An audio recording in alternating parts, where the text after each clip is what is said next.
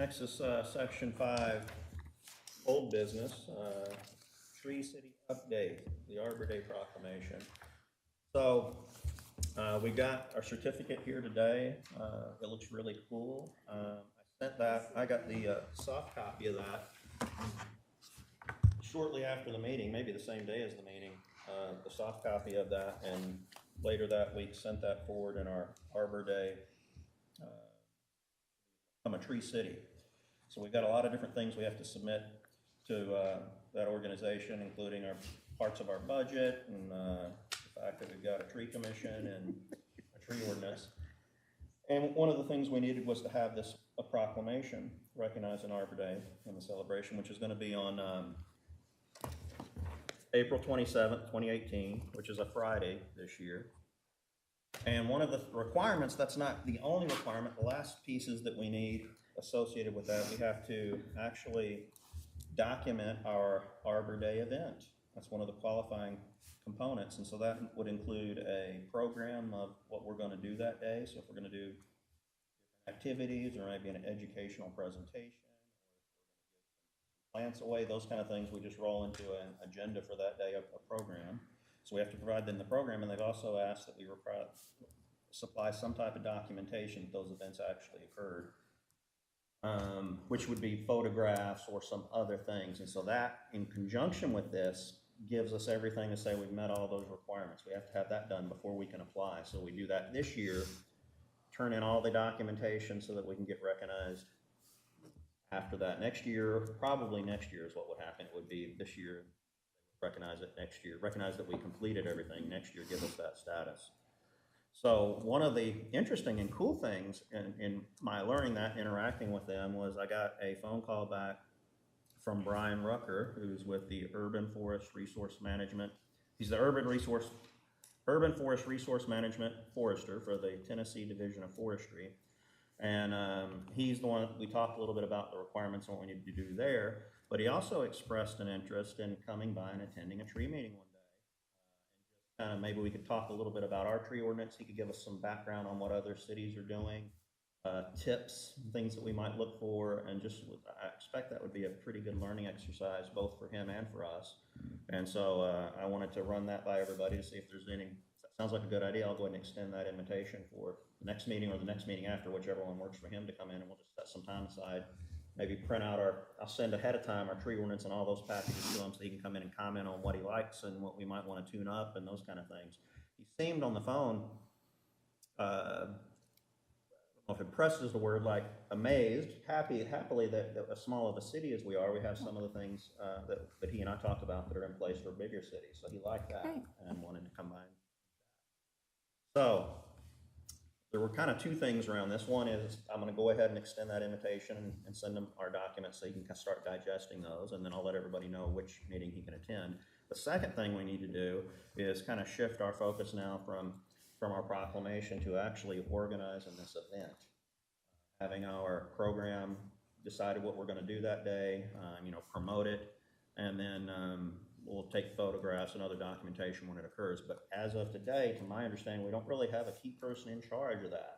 If it's coordinating the park and the city's piece and what our piece and promoting, and if we're going to do some education, who's presenting it and what date are we presenting. So are we going to do it on Friday or Saturday? Well, it's I know, but we'll have to wait till the kids get out of school. Saturday for that would be probably better. It's going to be a lot easier for parents and all the for more working folks. But then I wonder when baseball jamboree is, because isn't it kind of usually about that time? We turn our microphones on now. Is everything rolling for that? Yes. Okay. So if you don't have it, I'm sorry. We're very efficient on this thing. You got to talk a little closer to it, though. You'll hear when your voice is like that. That's how you know. So our issue is, I guess initially, that's a perfect question. Are we? Should we have the event on Saturday? The actual. Years ago.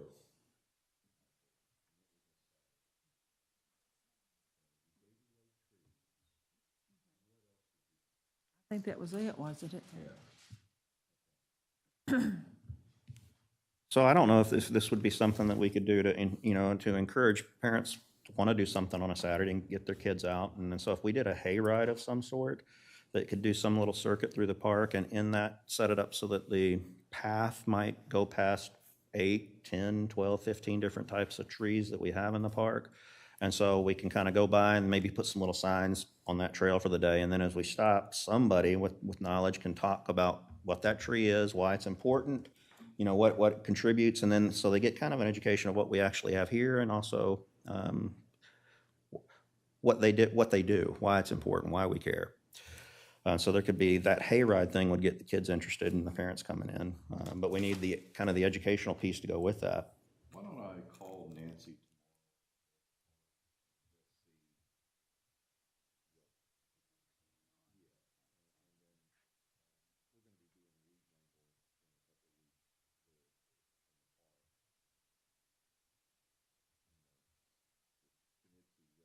For that park.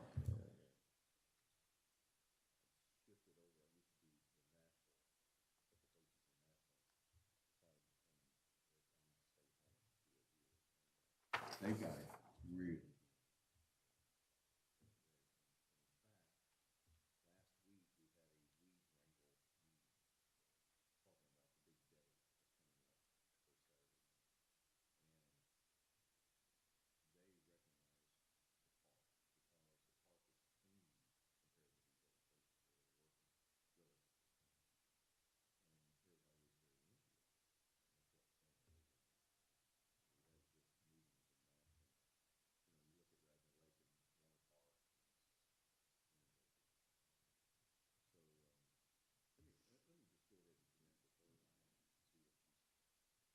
Gave her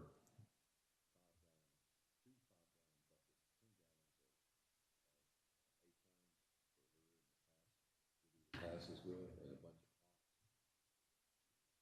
bunch Well, so could we do something like that with the of. I kids? think that would be great. I've got.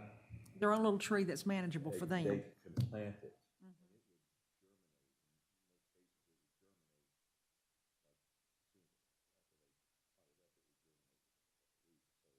They could actually see it instead of waiting.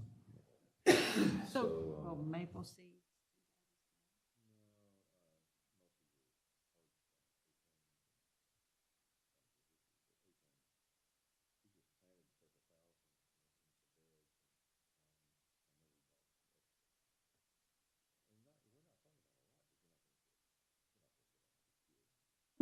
so I mean, could we give them a little cup and dirt and let them plant their own at Yeah, the I think- park as part of the, whatever it is we do? Yeah. I think that's.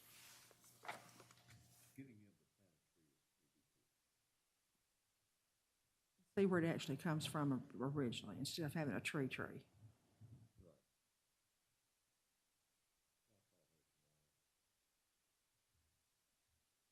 What's her last name?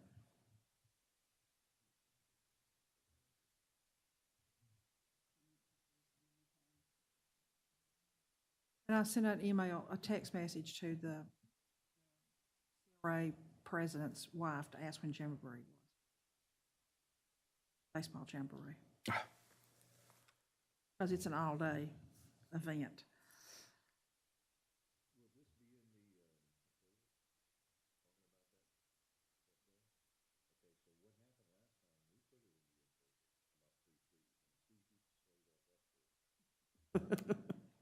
They come. Well, can I get you a free tree? Driving it now. Yeah.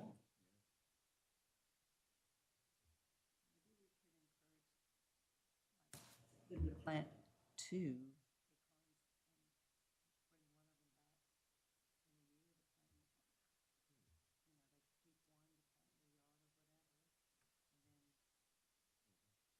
Back And take ownership in the and park. take ownership.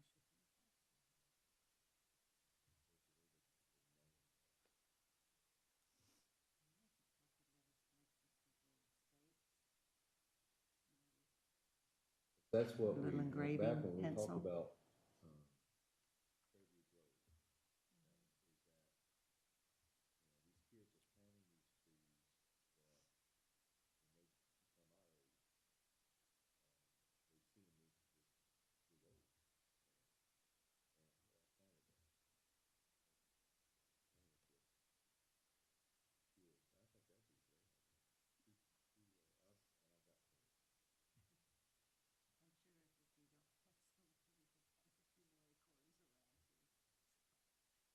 Don't you have to do All of something? these are from the fall. So.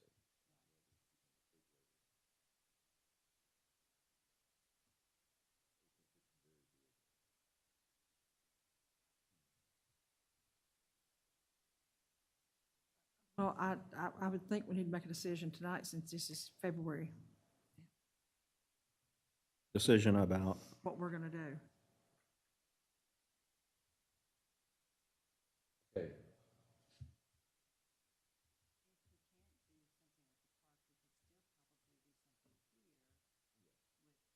Dirt and Dirt cups and acorns. acorns. Well, I can't imagine why we couldn't do it at the park, if nothing else, at the playground, or one of the shelters, or, you know. well, like I said, I can provide everything you need.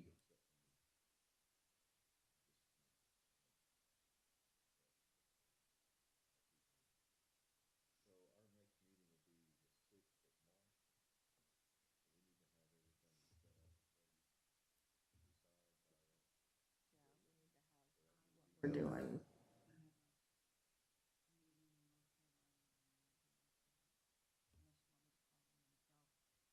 Want to start doing remote WebExes?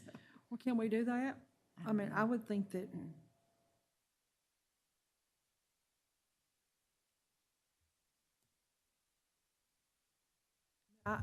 Can we do that? as far as doing a remote, technically, yes. Legally, I don't have no clue what weird regulations we have or don't on that, but yeah, technically, I could stick a Well, it's still laptop being here. discussed in public. You're still on the phone. Most, you know, a lot of It may be boards. easier to shift the meeting than to fight and discover that there's issues or concerns or. Okay. Well, I think we need to decide tonight what we're gonna do, because that just gives us March and April, to get it publicized and get all the stuff in places and.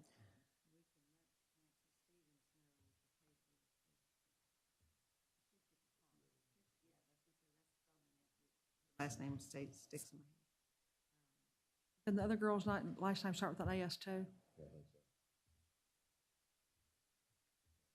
think so. Okay, so when.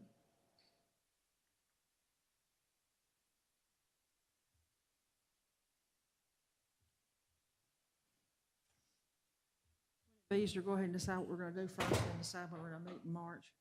Yeah, but I mean, it sounds like maybe there's some other people that would tie into that discussion of what we're gonna do, right? Is it gonna be at City Hall? Is it gonna be at the park? Is it gonna Here's be the a? not. Please accept my apology. I have a middle schooler who does basketball, supposed to be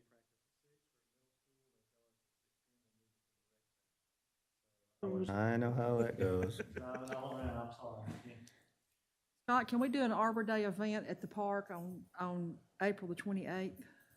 I'm sure that we can. I don't know of anything specific going on. Call Nancy from the park.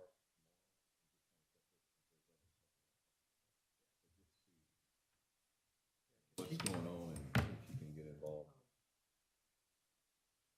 I know last year there was, did Arbor Day run with, like a park cleanup day? There were, I don't remember. because there were two events on the same day, so we need to make sure we don't do that again, but. We didn't have Arbor Day last. We had it, we just didn't participate. Was there a Every party? day is Arbor Day for you. It is, isn't it? So it sounds like maybe it's premature today to say this is what the program would be and where it's gonna be, but there's some discussion to have with somebody at the park that says, yep, that'll work, we can do it here, and then here's what we're gonna do, whether it's planting something or doing an educational presentation or. We almost need somebody to talk about trees and.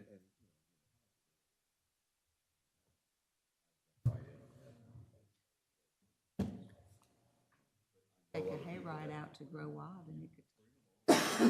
We could do the Arbor Day event there. Wouldn't that be Don't make entertainment? him sad.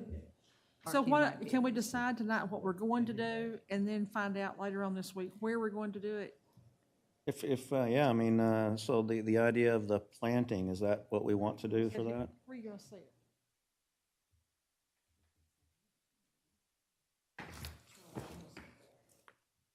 Yeah, it's the logistics of doing it here.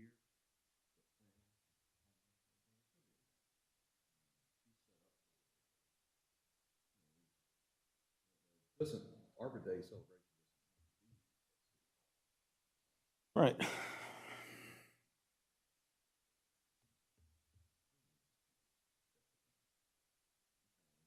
Well, yes, Yeah, I think that would be the preferred. yeah. Would we have someone, if we did decide we wanted to do a hayride, do we have somebody who has a truck and a flatbed and bales of hay? That's one of those things we'll have to figure out. Scott Collins, do you have a tractor and bales of hay? Are you pretending As a not to be able matter to of hear? fact, I do. Say, look, see how easy this was? Um, You know, you have 4 children, so sure they don't participate in Arbor Day and plant an acorn. 5. Oh, well, all right. Long story. We're on TV, I'll wait. He just finds them on the road and picks them up. I don't know the route or anything. We'd just have to do some work on that. Yeah, I know they did some version of a hayride at the Nature Fest. I know it was rather lengthy. Yeah. I We know- would want it to be yeah, short. So we would need to look at routes and that sort of thing to go, because you're only gonna get about 10 minutes on that hayride, and some of those kids are gonna be looking to. The reason we're saying this is that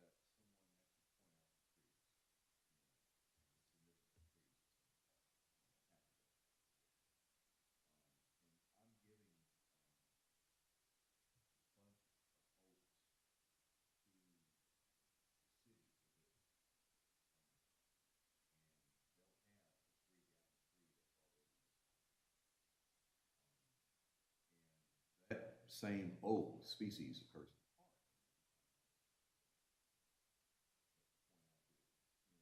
Talk about the diversity.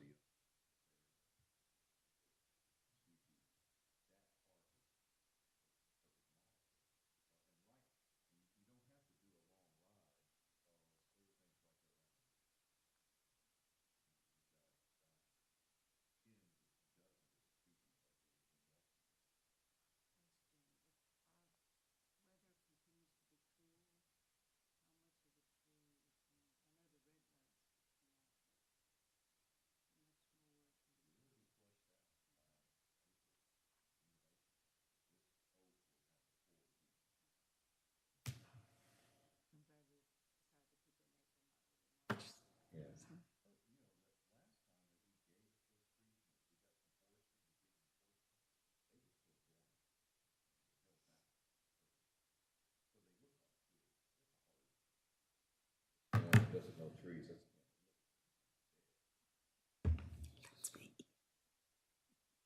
This will look good. April 7th is Jamboree. So that's okay then, doesn't it conflict, okay? Perfect. So we need acorns, cups, and dirt?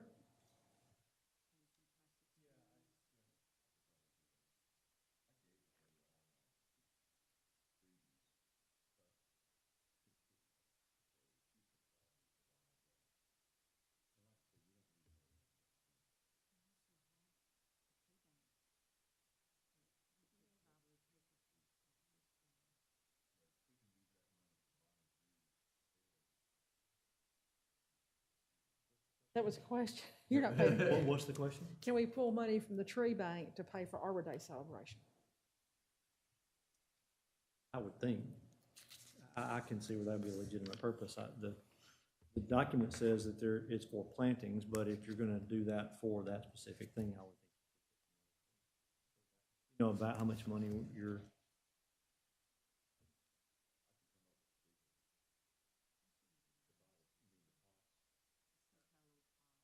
Pots, or how about the little peat pots? No, that's.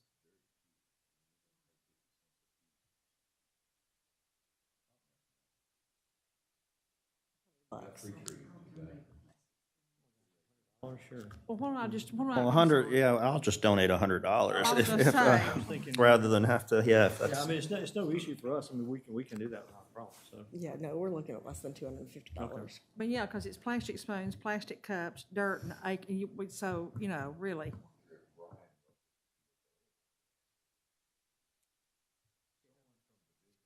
that would be cool. That would be really cool. To talk, to have somebody.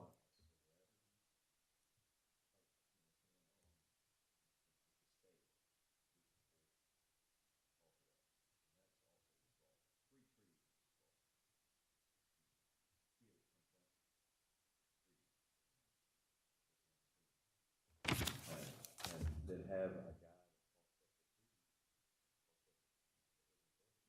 What time, 10-ish? 10 until noon? And then noon.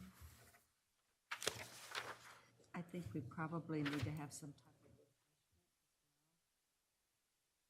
Pine nuts? of, they could plant those too, so. You know, that, you say that jokingly, but we could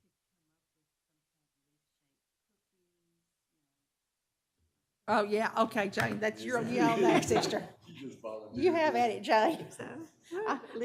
we could come up with something cute, yeah. I mean, you can do lemonade for 100 for $1. I'm more concerned about the tree, the leaf-shaped cookies. Well, I think I actually have leaf-shaped I think I do too, but that doesn't mean I know how to operate it. So 10 a.m. to 2 p.m. or 12 No, noon? Noon. 12 noon, got it. And Jane's making leaf-shaped cookies. 200 of them. Put in little bags and hand out with dirt cups.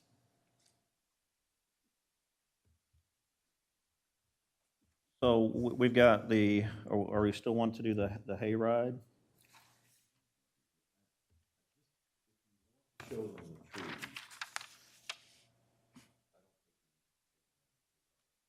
If it's in walking distance.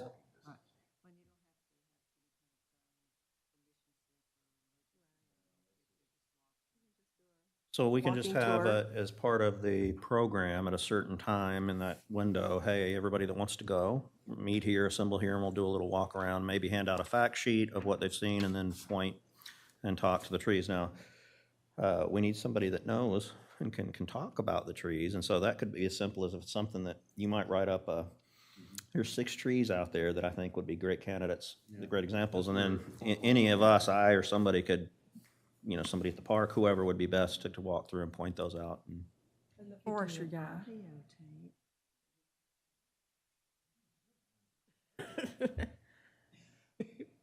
so we're not gonna do the tractor. We're gonna do the, kind of the walk around tour, Tour and plant trees. and we're gonna have the tree giveaway, which includes something they take home as well as something they plant on site. Did I hear that right, or is it They only a take take 2 home? home, they plant one and keep it, and the other one, they nurture it and let it grow and bring it back to the park and plant it. And that's again, having Nancy, Correct. and that's something she can set up with. Oh, but that quick? Oh, it'll germinate quickly. In fact, some of these will already have Really? yeah, we purposely have to keep them in the refrigerator. Want to plant them in the summer or bring them back?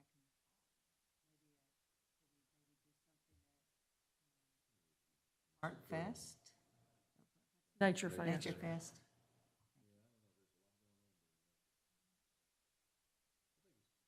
Programs, they got a new.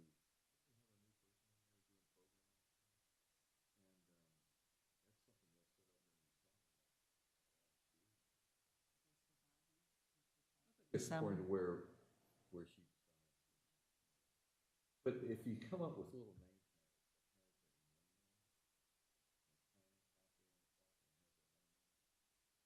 Can you almost use popsicle sticks, or the Yeah. equivalent thereof? Except that surprisingly, even if you use Just let them popsicles. sort of work.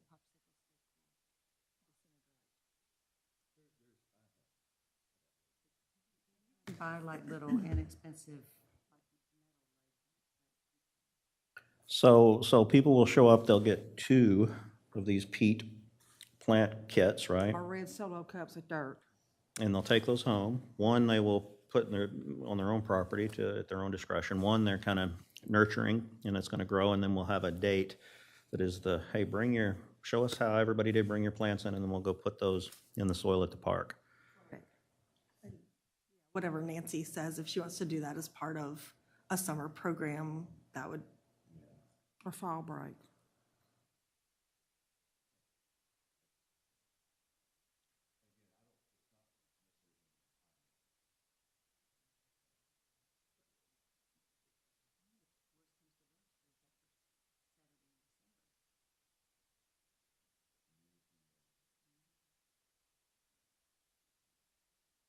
I think that's a long time for, that's a, Somebody to watch it's a it grow. forever for a child.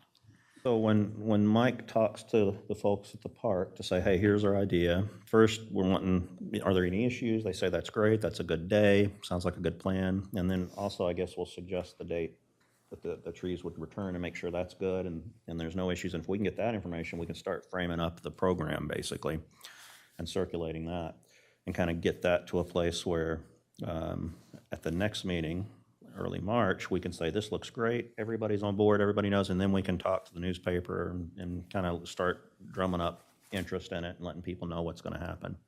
I will contact Brian to explain what we're doing and see if he's available. Now, since he's in the tree business, he might already have a commitment that weekend, but I will certainly inquire. Or he And may know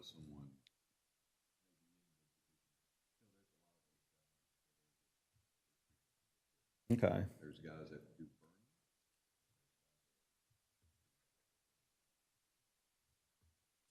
Bernie wants to come to my house.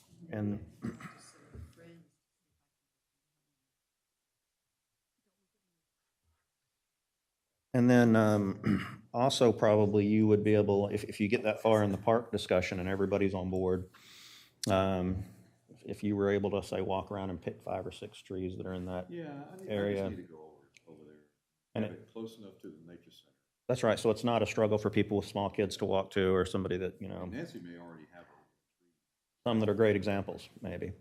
If we get that, then we can have this one pager that whoever it is that needs to present, they have all the facts to give accurate information out when we do the tour.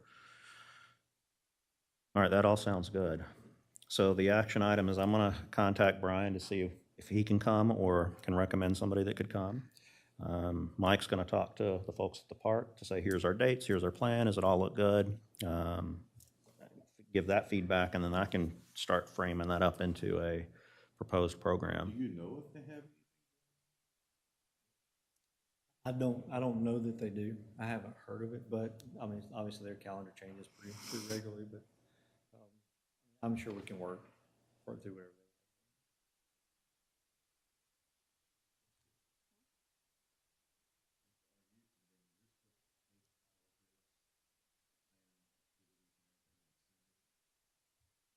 To the folks that approve our Tree City application. So you've got several things that we've already supplied and uploaded. This was the latest, but it's not just this. It's that you actually had an event and show us your program, upload that. And if you've got pictures, even better. So we'll get some pictures as well. So do we have to have a program? A program, just a schedule of what you did that day. It was on this day, and here's something the up start that's times easy and enough the to- activities. Okay. So I think we've got a plan of attack. Are we good on this agenda item? So, A couple of action items.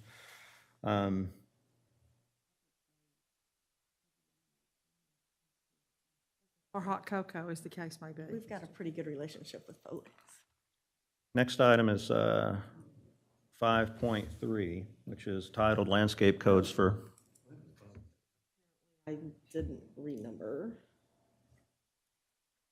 Landscape Codes for Planning and Review Update, review updates and changes to codes, create final submittal to the reviewers and update by City Manager Scott Collins. And there's 2 or 3 topics kind of loosely tied together here.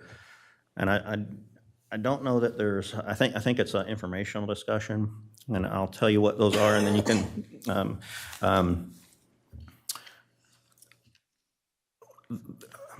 I've been with the Tree Commission for maybe a little more than a year now, so I haven't been around or watched as closely what's gone on in the past, the discussions, but we believe that there was a discussion in prior tree commissions and prior BOCs where at some point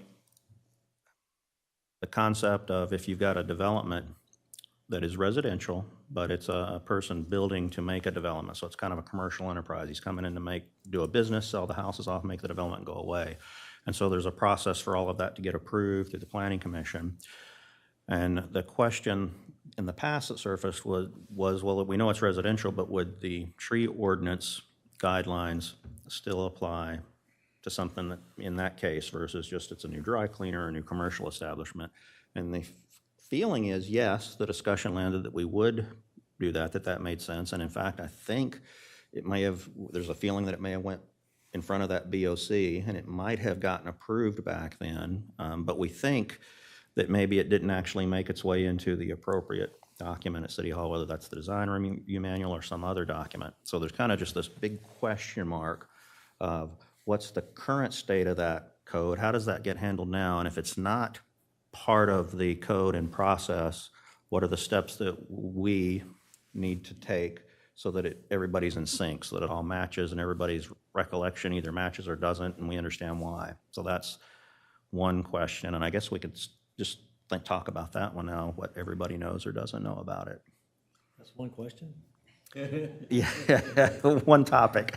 Let me kind of walk you through, obviously I don't know the history, but let me walk you through what I do know or what's been explained. From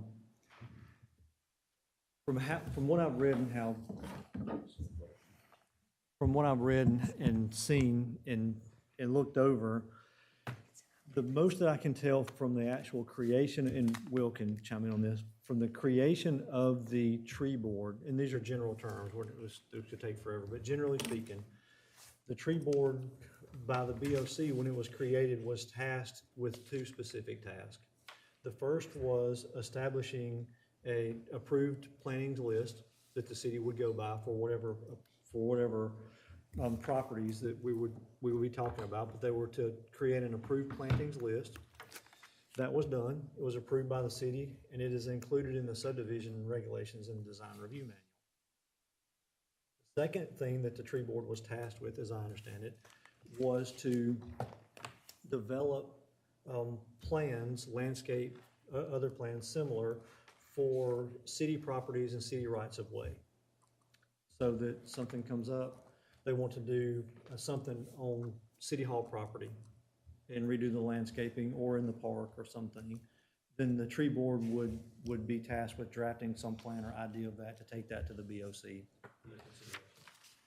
So those are the two things I'm aware of that I've read that the tree board was tasked with.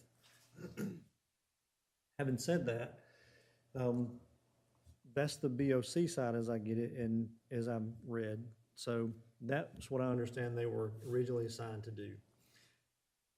I understand that sometime in the last 10 years, 12 years, 8 years, sometime in that window, there was some discussion about the approval of plantings, shrubbery, those sorts of things on commercial property specifically. And the discussion, as I understand it, was that the applicant, if they're going to develop a shopping center, comes in, they provide their landscape plan as a part of any other plan, just as we do fire hydrants, streets, storm drains, that sort of thing. It's treated the same as any other. It goes through, that's reviewed by staff. Staff agrees that it meets the guidelines and it moves forward. Or staff agrees that it doesn't meet the guidelines, it goes to the planning commission currently, and the planning commission makes a decision on whether or not to approve, amend, adopt, or some other way change that plan. I also understand that at some point in the past, there was an effort and actually did in some events also confer that same matter to residential development. When I say residential development, I'm talking about a subdivision where someone comes in and they build homes or whatever the thing is. So, and I think at some point that may have come to the tree board. 2004, that was passed as part of the duty of the tree board. So in 2008, the duties of the tree commission to review and hear applications for and determine by vote the granting or denial of permits regulating the planting, pruning, maintenance, and removal of trees on streets and other publicly owned property. Appeals regarding the decisions of the tree commission may be made to the Fairview Board of Commissioners. But the next thing Okay, I'm sorry, go ahead. was to review all tree protection plan proposals related to subdivision development and site development plans for submission to the planning commission for review. Okay. So is that a city ordinance? I'm just asking, is that a city ordinance? Is that tree board?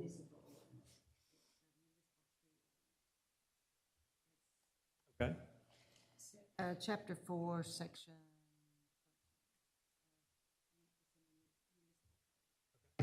Can I see that? I'm just trying to make sure what I'm looking at.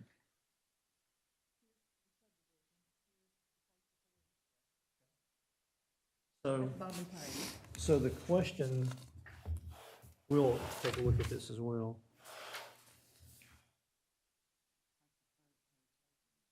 Okay.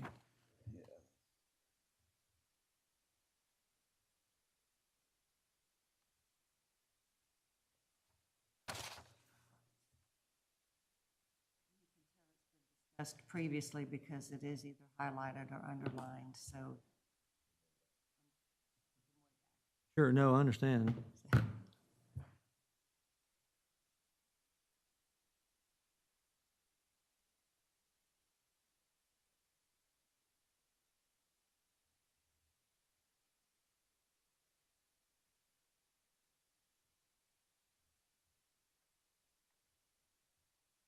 Okay, now, okay, I see, I'm now where Commissioner Rainey was reading. And on the first page, I get that, where the duties of the tree commission, I understand that, 13404. Duties of the tree commission to review, hear applications for, and determine by vote the granting or denial of permits regulating the planting, pruning, maintenance, removal of trees on streets and other publicly owned property. So I get that. So in that case, that would be city property, Highway 100, that sort of thing. Park. Yes, anything the city owned.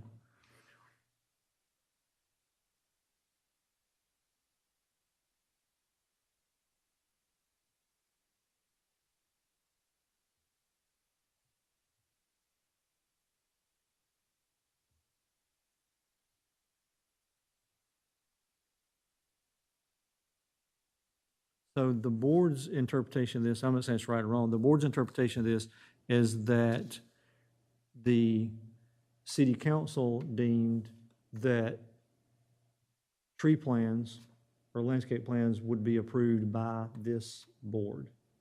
That's, Document you have in your hand is what we have worked under, thinking that was the approved, our approved orders for this many years. Bill, is this the manual you're working? Yes. And 4 other documents. Part of the problem.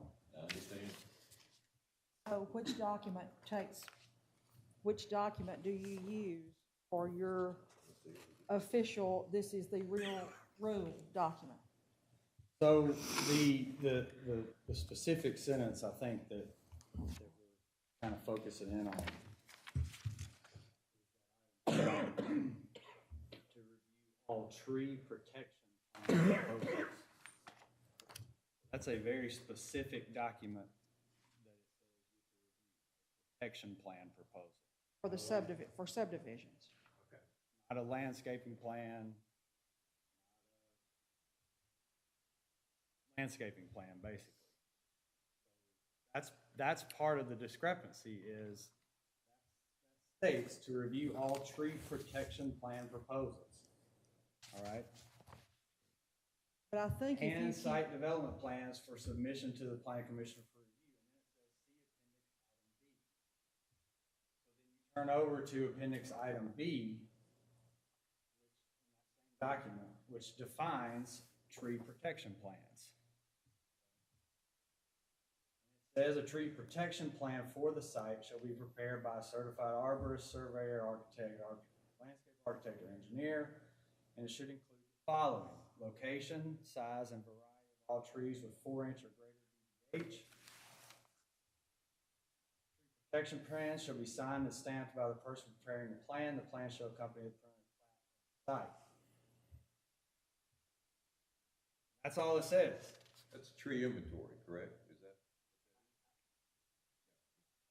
Semantics, I would agree that that's basically a tree inventory plan. That's all it says that a tree protection plan is. It gives no requirements for retaining existing trees, what level of retainage should be had. There's no mention of a tree density worksheet that I know has been thrown in the mix in years past. None of that. capacity worksheet has come up within the last 2 or 3 years and was voted on again to be part of the ordinance. Problem there is, It was never sent into MTS. well, because it was adopted, Mr. Humber, when he brought that through, within the design review manual, not the tree protection ordinance. I'm thinking we went back and had them vote as part of the tree protection. My recollection. That may be the case, but I'm afraid that may have not actually been what took place. I think that what the major concern here is this. The spirit of those two committees who worked hours and days and months coming up with this plan, was that this stuff should be included. The impression we get is that you have kind of come in and decided what was going to go in there and what wasn't going in there, and you've never come back and said, You who? the engineer, we keep hearing the engineer is doing this. From who? Well, everybody, the engineers putting all this stuff together for us. But the tree commission has never been included saying, okay, this is what your stuff says. This is not what's in the final document. You know, why did all of you who met together, why did you want that in there? It doesn't need to be in there. It does need to be in there. I'm leaving it out. I'm putting it in. There's never been any back and forth communication about what's in there and what's not. Is that true? Well, and my interpretation too of all of this is that Planning Commission and or the BOC, not all parties involved in those groups want the Tree Commission to have any kind of say-so or power, that we are just an advisory committee without any decision-making power. And that's what we've been told. It's like we can advise, but we can't make any decisions, which is not exactly what the ordinance says. Well, the ordinance only says those two items, to review those tree protection plans, which are not landscape plans. And it's not enforcement either, as far as going and seeing what's dead, what's not, what needs to be replaced. The original tree protection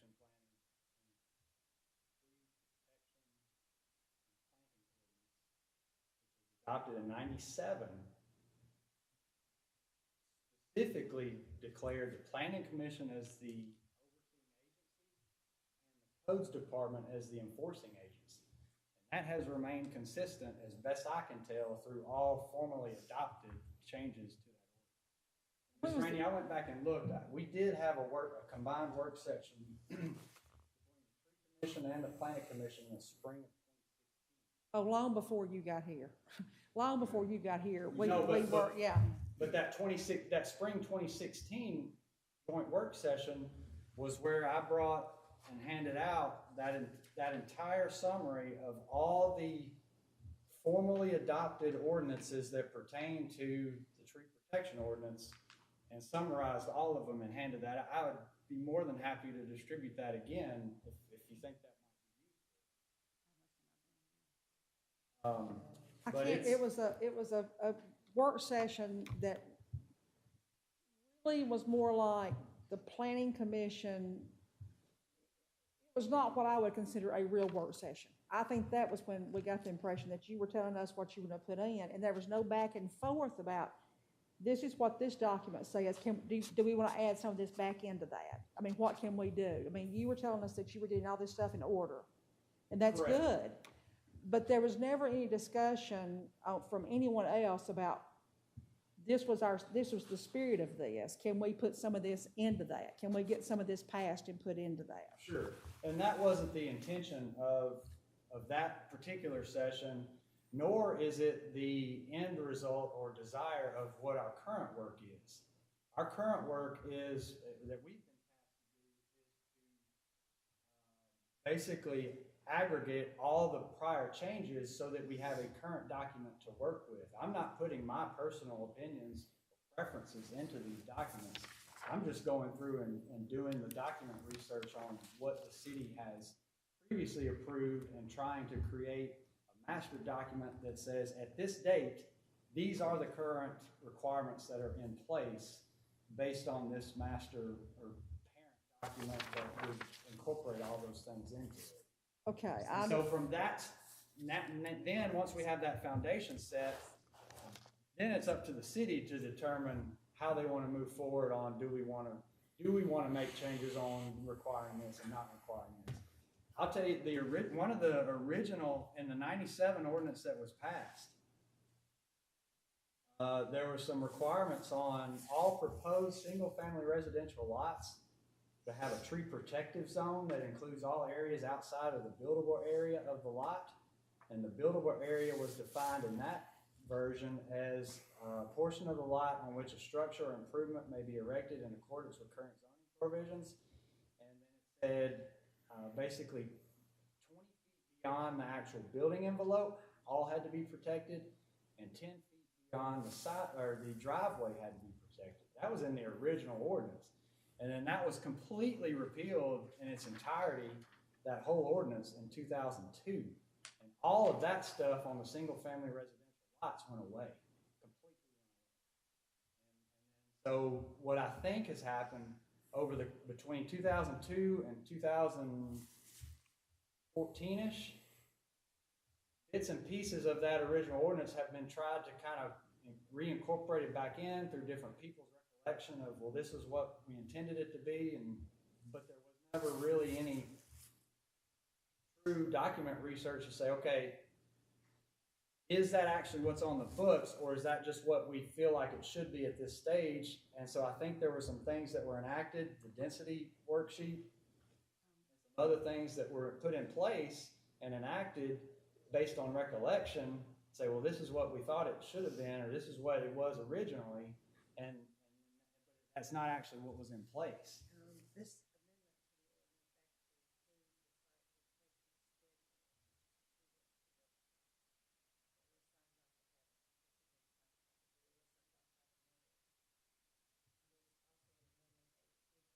What was the date on that? December of 2013. So you can see everybody's confusion here. Sure, sure. Muddy the water just a little bit also. In the effort to get it right, there are a couple of things, regardless of where all this is, Ms. Jane, this is, I'm sorry, go ahead. in the effort to get it So right, this is saying, therefore, what's gonna have to happen is what is current. the planning commission will have to adopt whatever comes through as a part of the subdivision regulations. Okay, then how do we do that? Put it before the planning commission. Yes. Whatever the thing is, the That establishes- planning commission on its own, the planning commission owns the subdivision regulations and design review manual. So the BOC cannot, not Scott's rule, this state code. The BOC cannot place demands on the planning commission that are outside the purview of the BOC. The planning commission owns those documents. So if there's a process for that to be done, then the planning commission is gonna have to be the group.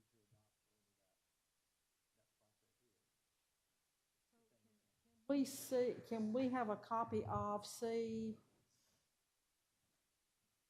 the final design review manual? I mean, is that, can this commission have a copy of that? Sure, I think everybody has it already, but I'll send it back out. I'll copy my, because that's what Ms. Woodall sent me, was the tree elements of the design review manual, and that's what you guys have that were adopted by the planning commission. That's in the design review manual.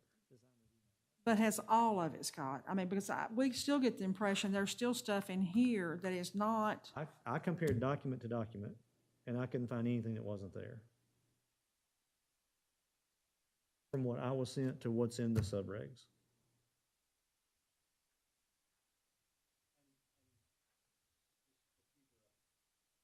Design review manual,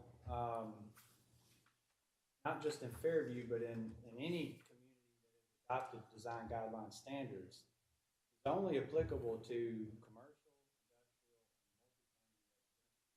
multifamily. So any landscaping and tree preservation requirements found in the design review manual isn't going to be applicable to single-family residential. Well, I don't think that But was, if a developer comes in, and that's just been my argument, developer comes in, clears that land, parking lot in front of Walmart. Also, and many times during the staff review, we see that he's volunteering to put street trees in. Not volunteering, that is a requirement. Okay, in the sorry. subregs. He's required to put street trees. Now, shouldn't those trees come under the same requirements? I mean, you've got spacing requirements. Yes. Also under the approved tree list? Okay. They are. Okay, so it's really, it's the same, I mean, and that should be like a commercial application, that is also approved, like. if it's multifamily, if it's not single, but Well, I mean, multifamily. the developer, if it's a subdivision, But let's back up for a second. So, because you're talking about putting, let's use that example. You're talking about putting trees in the public right of way. It's going there. We're not have the purview of that. So in that instance, and I'm asking the question, in that instance, the question, am I hearing the request is that go back to the tree board for approval? well, and I'm just, the only reason I'm throwing it out is that you said industrial multi-family.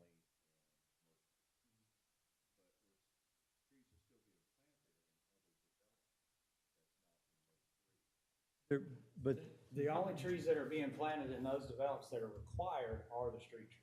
If they plant a tree in the yard before they sell that house, does that come under? So that doesn't come under. It's like an individual homeowner, once they buy that lot, can put whatever kind of tree they want to. You have a requirement of the foundation planting?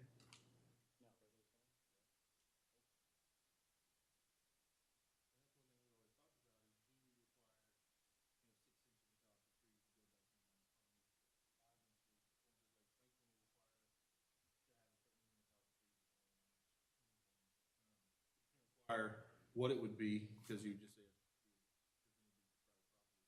I think one thing, going back on the street trees, I think your concern is that no one's looking at the street trees, where staff, like prior would have been Will, or now maybe Kristen's looking at that tree going, yep, that tree meets our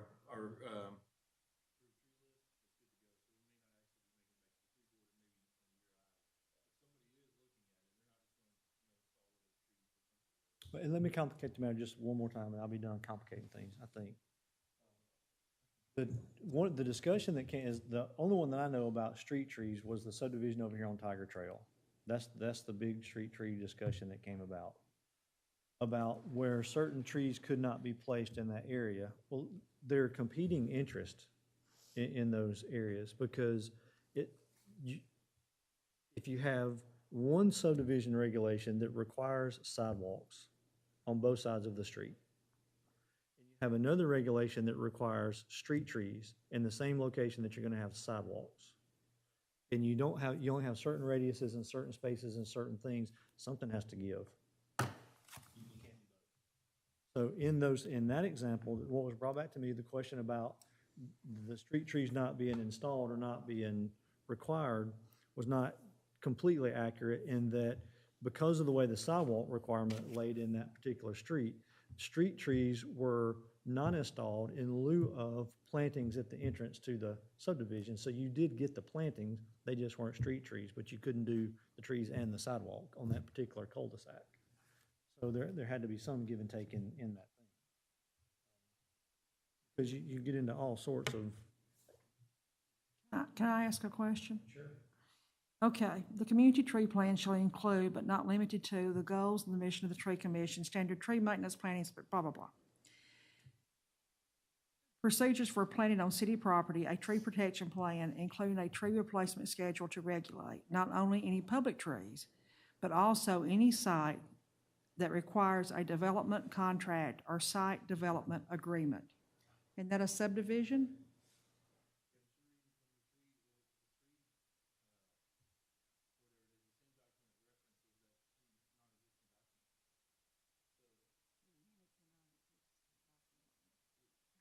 We haven't. Your mic on too as well, please, just so everybody can hear. It's just, It's actually, I've got both of these signed by the mayors at the time. Amendment to Title, or Section 13, Chapter 4 of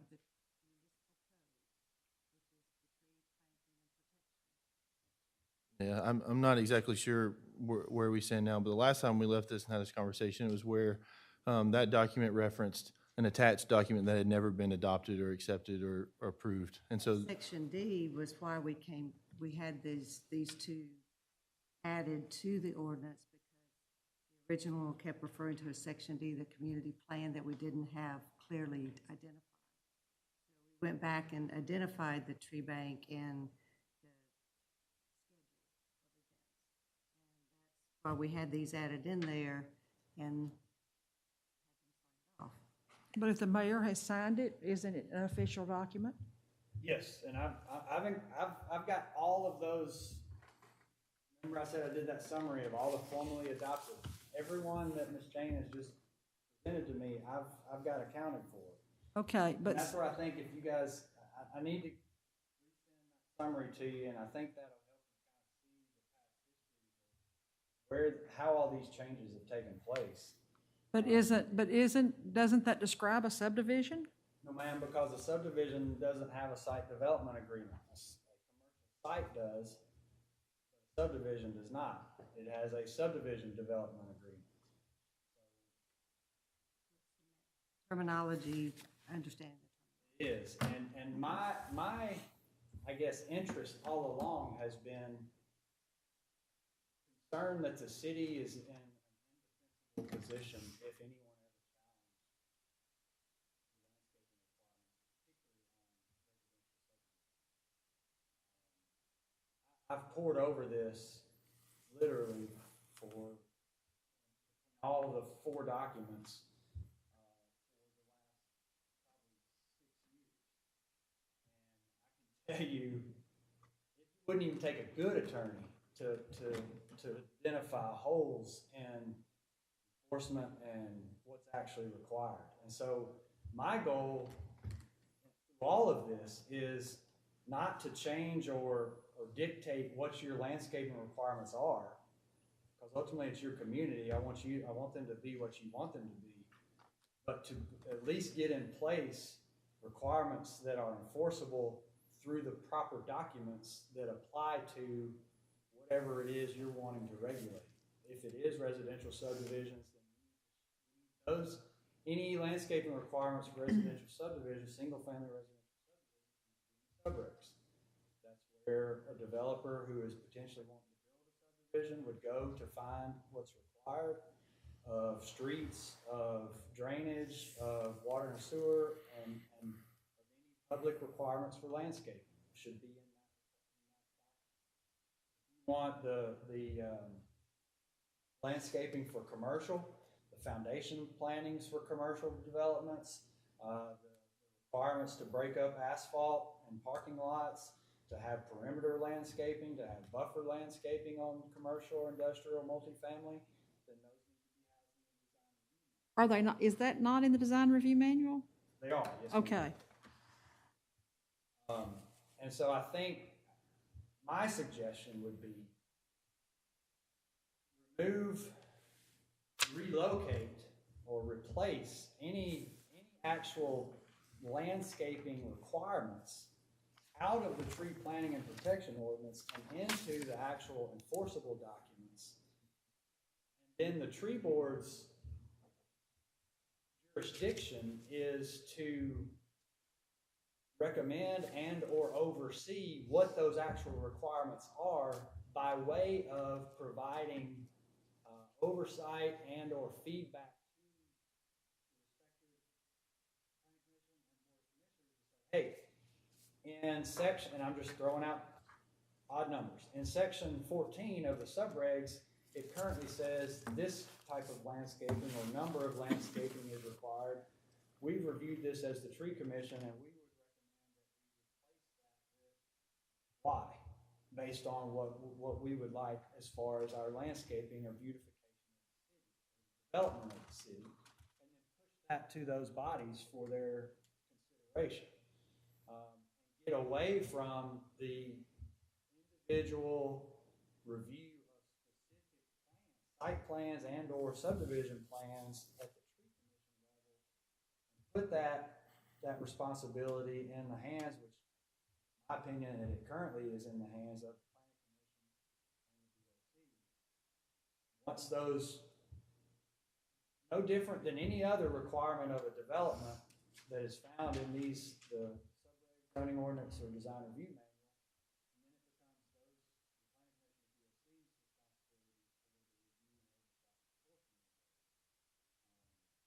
Now, and let me add that when we go through this change, because we have a whole list of process changes, Mike and I we met several times, that process will go to Mr. Berkeley. The way that we're doing things now, and we met with staff, Brandon was in here, we try to compress the time on these developments. So what's happened is this: development X comes in, let's take commercial. The city has operated under the guidelines for years that you had 30 days from the time the first plan submission hit the desk until it had to go to the planning commission. It's not necessarily so. So what we're doing as a part of that, moving that out, is we're changing the dates and we're making that a minimum of 60 days. So in theory, it's normally how it will work. So site development plan comes in before there's a staff review or any other thing, then each department will get whatever is their responsibility to review before we come back to meet. So what happens, and has happened in the past, is something comes to the board, the planning commission, staff gets it, Will makes his notes like he's supposed to do, and it says these things need to be done. It goes to the planning commission, the planning commission reads the notes, and it says these things need to be done, and they vote to approve it contingent upon these things at some point in the future being done. We're going away from that to where they'll drop their plan off, we'll get it, a copy will go to police, a copy will go to fire, a copy will go to planning, a copy will go to Mr. Berkeley. They'll look at those things, and they'll say, we're gonna put together a set of notes where what they presented meets the guidelines. If it meets the guidelines, that portion of it's checked off. If it doesn't meet the guidelines, the submission goes back to the petitioner, the developer, and says, you must meet these things, in this case, landscaping, and they send it back, or it doesn't, but it doesn't make it to the planning commission until it meets the guidelines. If it doesn't meet the guideline within 60 days, then the planning commission can defer. Very compressed version as to where we are, but that cleans up the issue. I think the perception, not unlike the police department sometimes or fire department sometimes, the perception is that there's kind of an ignorance of the landscaping, as some people say, the fire and all the other things. And that's not true, but what's happened in the past is the planning commission has approved subdivisions based on engineering notes versus based on completed documents to be presented. It's a little more complicated than where we are, but we think we have a fix.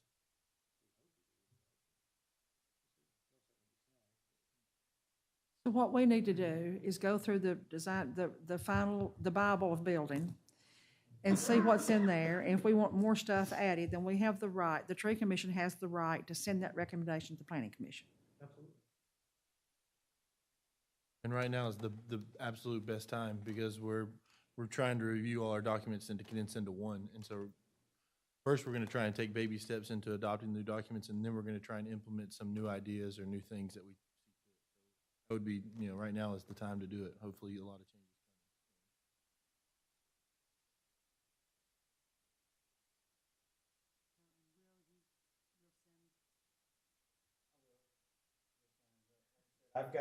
There's, June of '97 was the original ordinance.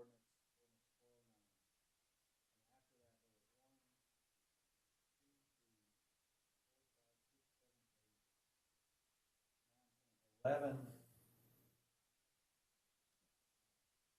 since then that either revised or wholly repealed and replaced. And that goes up to November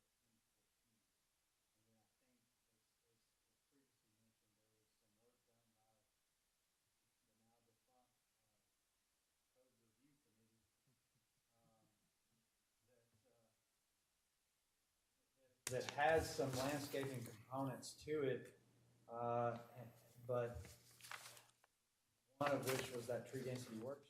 I went back and looked at that, and basically, the tree density worksheet, and I think it was 2016, and that code review committee was kind of somewhat active. The location that it was proposed to be included was a paragraph about interior landscaping design flexibility for parking. So there's just a lot of dysfunction in the documents as it currently exists. Not just the tree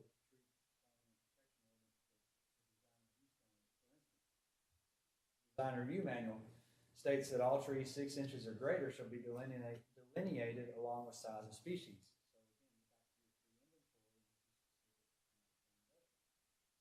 That's what should be delineated on a plan. Well, 2 sections later, it talks about tree removal, when the site layout makes it necessary to remove a tree having a caliper of 10 inches or more. So my standard has always been, if we're not going to require them to replace a 6-inch anything between 6 and 10 that's removed, why are we requiring them to show on a plan, delineate on a plan, trees between 6 and 10 inches? So that's where there's some discrepancy between the worksheet, that one paragraph, and then not 2 paragraphs below that, where it goes from 6 to 10. So, and if that, again, if challenged in court, the judge is always going to rule, if you have a discrepancy within your own requirements, whether it's landscaping or anything else, road width, sidewalk depths, whatever it is, and there's 2 different standards, particularly numerical standards, a judge is always going to rule with the least restrictive standard by purview or by perception of the developer. That's just how it is. That's just the case study that is involved in that. So there's some things like that I will, as a part of cleaning these documents up, I will revert all language to that 10-inch because that's the least restrictive. If that's something that the city desires to change through the proper processes of changing those requirements, absolutely fine. But we need a baseline to start from so everybody knows this is what I'm supposed to, whether it's Mr. Berkeley or the Planning Commission or Kristen or myself, this is what I am reviewing against, and these are the requirements that are consistent for this submittal, for that submittal, for any submittal that comes in from here forward until it's changed. And so that's how we can move forward with proper enforcement. So I hate that there's been, I guess, some Confusion? Confusion, and in light of that confusion, I think there's been some liberties taken by different organizations and people and perspectives to feel like the whole intent of all of this exercise is to allow for less stringent requirements from developers, and that's just not the case. We just that incorporates what's currently required as adopted, not what we remember or recall there. That's what was intended initially, and that may have been. And if there's something open for interpretation, we certainly want to get that feedback. But if there's been black and white adoptions, since then that changes that, we can only go by what's black and white as far as being enforceable. Well, let me say this. I think that part of the problem has been that nothing has ever come back to us saying, we have repealed this, we have changed this, we have replaced this. There's been no communication. And Brandon, it's not that we didn't want to accept the answer. We've never understood the answer. Very, very complicated. Yeah. So in the minutes when you say we didn't want to accept the answer, it was that we didn't understand the answer. So I think this meeting tonight has helped us understand what the process needs to be. That's great, but I think this is the same thing we reviewed when we had a planning commission tree board meeting last year. The same documents, but that's the biggest thing is like, it's not that we're trying to fight the tree board. We're just trying to, I guess that's why it gets so frustrating to me. It's just such a mess trying to explain. And I've been so excited about this process, and we're finally starting it tomorrow night having our first meeting prior to our planning commission meeting to discuss adopting these new documents and starting to move forward towards a cleaner slate, black and white slate, where everyone knows exactly what our standards are. I'll tell you this, I don't discount the level of intense discussion and oversight that needs to take place on what those landscaping requirements are, particularly in the public right of way. There are some real and recognized responsibilities for the city's budget and expenses to require those street trees. They have the potential to cause liability issues if they fall, if one struck by lightning and falls, or rots and decays and falls either in a yard or on the road, and causes any kind of, injury or worse. There are maintenance, requirements with these. Currently, the subregs, as Mr. Scott indicated, currently the subregs require a grass.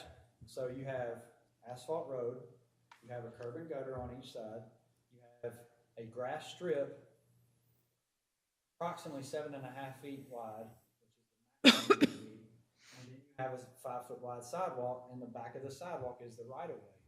So you have some trees, and Mr. Berkeley's done a good job of trying to make sure that the root systems of those trees that are in the street don't disrupt the sidewalk or the curb and gutter, or potential utilities that are nearby, overhead utilities that are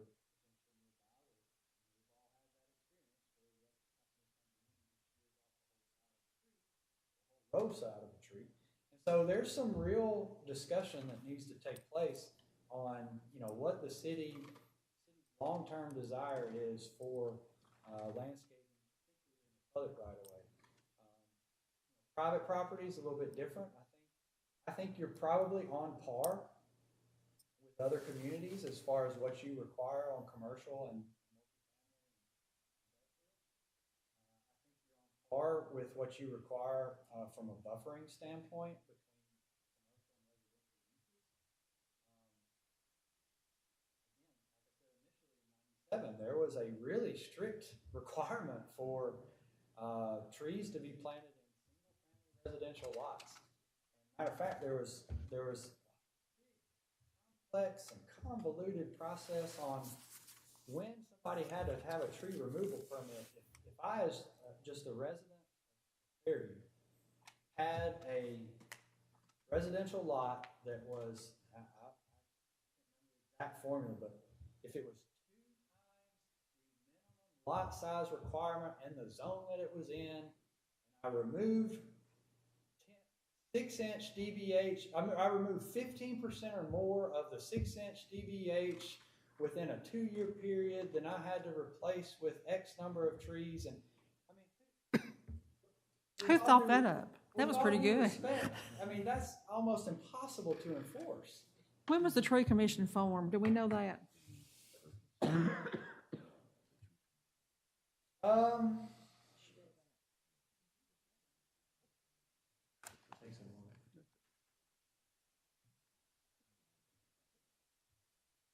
It was formed when, in the original, in '97, with the original adoption of the tree planting and protection ordinance.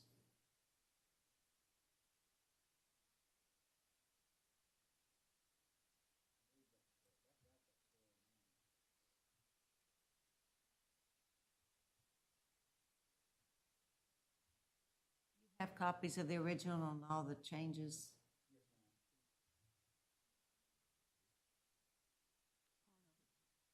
Part of it.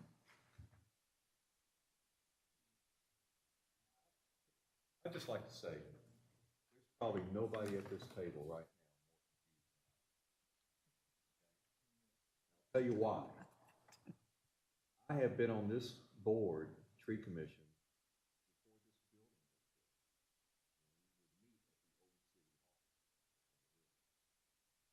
was built. Dark room. And I have seen ebb and flow. But from the minutes of the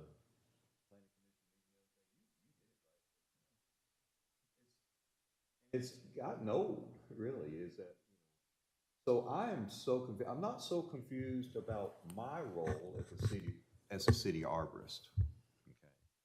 Help me clear that up. But I am confused about the role of this board, because when they asked me to come on and do pro bono, I said, that's great, because the purpose of the city tree commission is to protect the urban forest. I said, okay, you got me, I'm in. And then what followed was, okay, I had to check this off, I had to look at this, I had to go and do an inspection on a lot that was about to be cleared, okay? And follow up on an inventory, a tree inventory. And I kept following through everything that was asked me, either from codes, city manager, the mayor, this board. And, I don't do any of that anymore. I offer my services to do that. If it ultimately meets that one purpose of this board, is to protect the urban forest.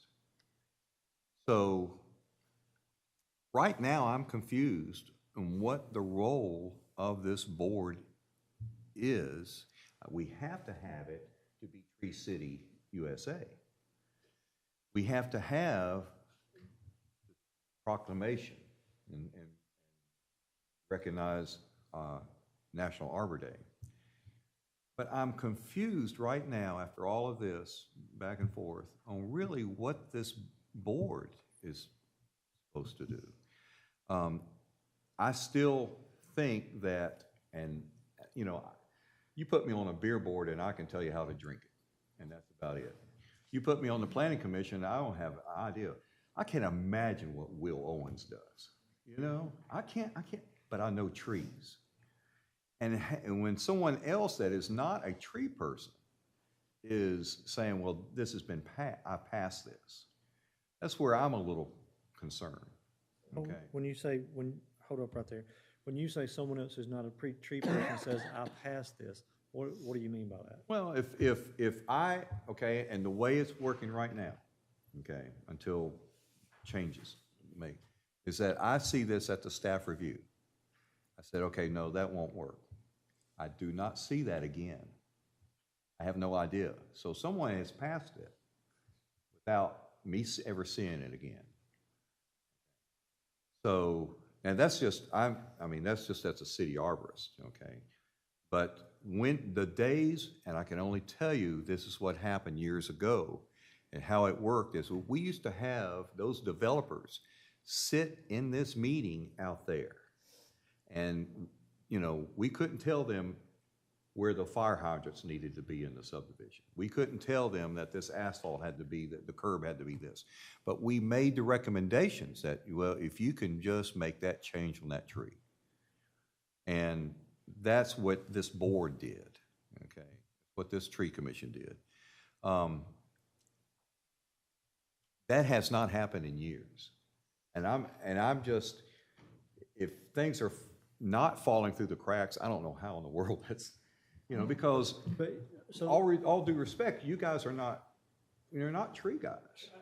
I understand. I'm not a fireman either. Yeah. But I'm not arguing, I'm just asking because we talked about this thing. So if it says it's supposed to have a certain number of trees, a certain number of type, or a certain number of thing, whatever it is, and the engineer comes in and stamps it and says, this is what we're doing, we see it on the drawings, this is what we're doing, then what more do you do? If that developer comes in and puts the wrong tree in, when you say the engineer, I think he's talking more of like front end side, set of plans, it meets our requirements, it meets the size, and so the engineer says, okay. That follow-up is one thing we've talked about a lot is on the backside, confirming what went in was what they said they were going to. Like you and I talked about, That's I don't have an issue with, I think we should, I think this is where the confusion comes like I told you, I think you should treat the landscaping and the trees and everything else just as you would the storm drain inlets and the fire hydrants and the sidewalks and whatever else it was. And if you're doing development X and it comes in and they don't have the plantings that they're supposed to have, then they don't get a rain or, I don't think there's an issue with going forward with that. I would hazard a guess to say that over the course of the last 20 years, not only trees were missed. That's the, I mean, that's just a part of the thing, but the effort now is to get it right. I mean, there's no. Well, when you go to a lot, and I'm gonna use the multifamily, apartment complex on 96, name. Yes, and the trees that they said they were putting in, they were not the right trees. They were already planted, and they were undersized, which anybody, a codes inspector can tell by just going up there and knowing, well, this is supposed to be a 2 inch.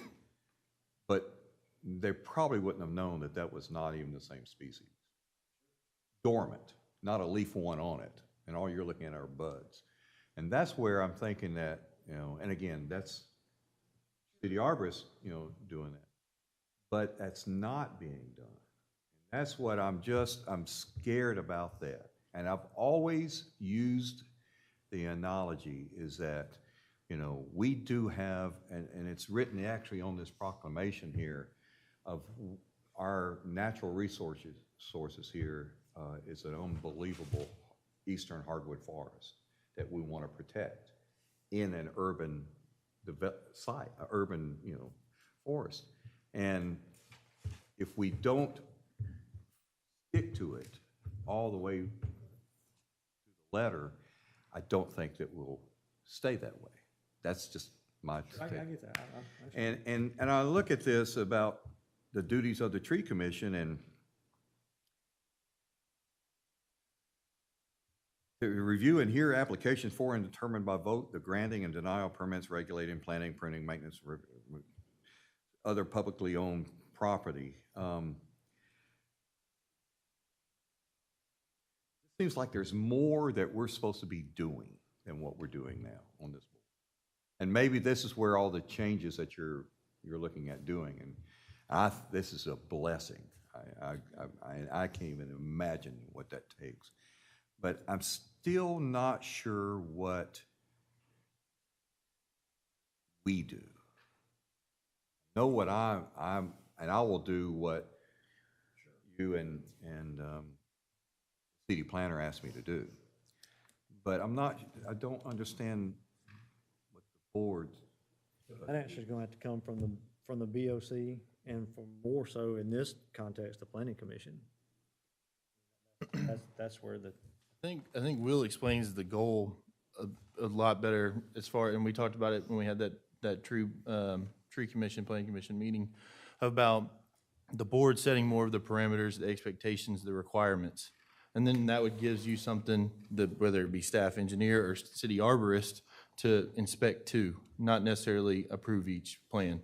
And the planning commission in this last year, we've approved plans contingent on the city arborist saying okay to it, and it may not be making it back to you. We've had a few that we've said we want Mike Berkeley to look back at, rather than the tree board look at, it's Mike Berkeley, city arborist looking at, because that's essentially, you're in this group would be, if when I was on the tree board, if you said, yep, that's what I think is right, that's the way I would have voted, because I trust your opinion on But we did assessment. that here collectively as the board, correct? When you were here on the board, that's what we.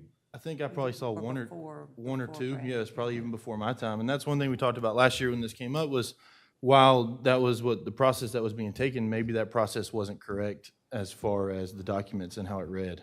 And Will explains it best. And everything I've learned about it, I've learned trying to pick his brain.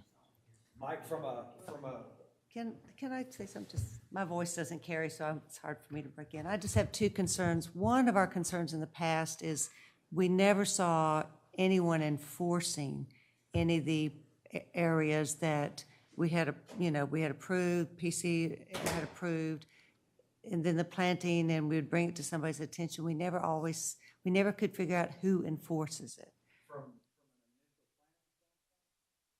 from any kind of standpoint, if we had an issue, it's like, well, who's supposed to enforce the fact that they're not planting the correct trees? So like an So incorrect that was restoration. one issue. But along with Mike, if Mike can look at a landscape plan and say, this is, or whatever he's looking at, these are the appropriate trees, the densities, you know, if we adopt the worksheet, is fine, then I agree with him.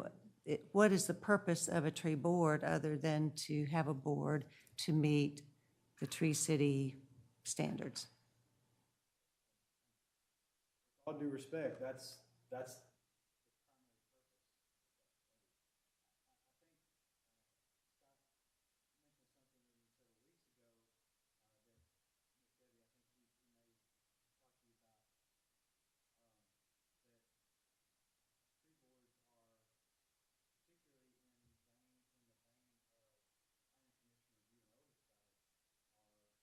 abnormal or atypical.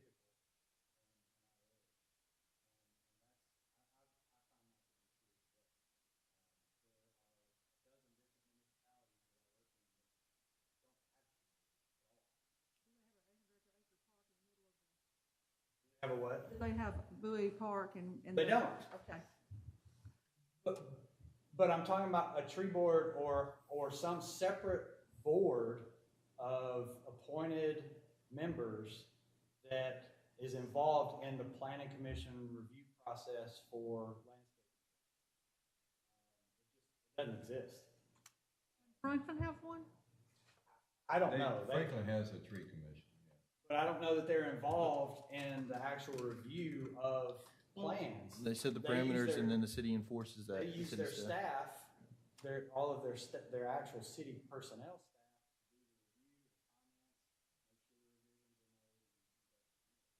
I would love nothing more than to have Mr. Berkeley more involved on the backside before COs are issued, because that's where, you're exactly right, your expertise is far beyond anything that the city has here.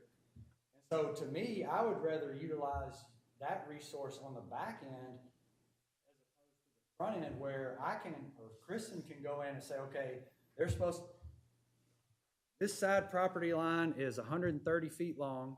They're supposed to have a tree every 40 feet. They have that. That tree has to be from the approved tree list.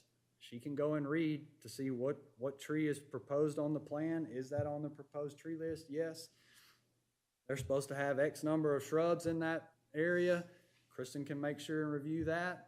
And then any comments that can come from that, you're still involved from a staff review standpoint. So my suspicion is she would like to give you or delegate that review part of the entire process to you, both on the front end and also on the back end. I see that as the most comprehensive approach to be able to get what you call for in a regulation, and also follow up to make sure that what's actually being planted is what was called for in the approved plan. That would be in the role of the city arborist and not necessarily the tree board. Sure, sure. And I'm assuming also, one of the things we've discussed this week is that, every year, then Tennessee add more stuff, do not plant, do not sell, do not grow list. So I'm assuming That's where, that would also Invasive be species right, list. the right. They, and, purpose of this. State of Ohio just passed a law.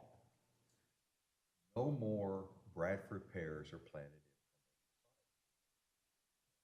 That reasoning, what's that behind? First of February, it was enacted.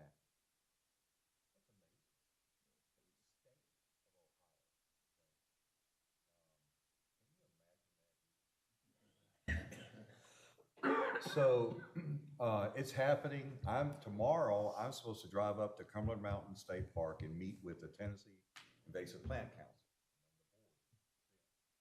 We're now looking at the next list, and that's what scares the nurserymen over in Middle Tennessee, is the next list. They grow a lot of those plants that will be possibly on that list. Burning bush. When we first passed the Commons, past that, the landscape plan did not have burning bush on it because we knew that okay, let's just save a lot of future headaches here. We know what's going to be next. Mimosa trees, beautiful trees, great, but no, they're highly invasive, they're dangerous to what's going on in the natural world, and so no, that's not on the approved list. So burning bush not on the approved list. Burning bush. That's lack of follow-up inspection and enforcement. Is that Bowie Commons? Is that the replanting or whatever? Yeah. And that's where we said, do we have any control over a replanting when We- 5 years we later don't. they take There's nothing everything in out? the Yeah. books that says, So that's so- just the confusion. So wouldn't it make sense that if you do I think you'd have to meet the same requirements as, or the new requirements or that are new set. requirements? I mean, it's Yeah. like building a house. If you build a house, You have to beat the code, yeah, the new code, yeah, yeah. if yours burns down, when you rebuild, you have to meet the new I guess because it's private property, at that point, they can remove and install what they, That's where it becomes a enforcement challenge. Because there is no mechanism, there is no leverage mechanism. The greatest authority, the greatest power a governmental authority has is the power to do nothing. What I mean by that is, when somebody comes in for a building permit and they apply for a building permit, the biggest leverage factor that they have, here or any other city, is to do nothing. Let it sit there on the table and not issue it if something's not correct. Same thing for the landscaping. The initial CO is the leverage mechanism to get them to plant the proper plants initially. But once the plant dies and needs to be replaced, there's no leverage mechanism unless the city wants to adopt a type ordinance or start placing liens on properties, but you really have no power or authority to say you have to plant that. Unless you're going to take them to court, and which that's an option. I mean, you can, but I don't know that that's desirable from a broad city perspective. From a tree board and a landscaping perspective, yeah, well, let's take them to court. But is that in the city as a whole's best interest? And I don't have that answer. Yeah, I don't know. Scott's been playing around with the idea of positive enforcement. Yes. And I like that. That's out there, positive enforcement by using actually maybe the tree bank money to help. Well, these developers have a lot of money and they could. I was gonna say, I would never be for spending tree bank money to No. help developers do No, their but stuff. that's just an example, and so the idea is that not to penalize them by bonds or whatever, but to actually I think our biggest positive fear, reinforcement of enforcement. I think our biggest fear has been that if we're not careful, every commercial business in Fairview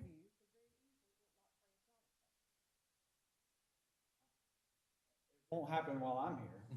Well, I can tell you that. but how can you, nothing's enforceable after a certain amount of time. I mean, how do we stop that? but on the building side, if they were to, and that's what's so weird, is like if Fred's wanted, or if Publix wanted to change the facade and face it right now, they'd have to pull a permit and it would have to, the redesign would have to come in front of us, but not plantings. And that's what's kind of strange, is like, if they want to change their building, it'd have to meet codes, it would have to be re-inspected, the facade would have to meet our new requirements, but the plantings can just go, to the wayside and they tear them all out and put something else and put some rock in, so. Or take out and put nothing. So how, is that fixable?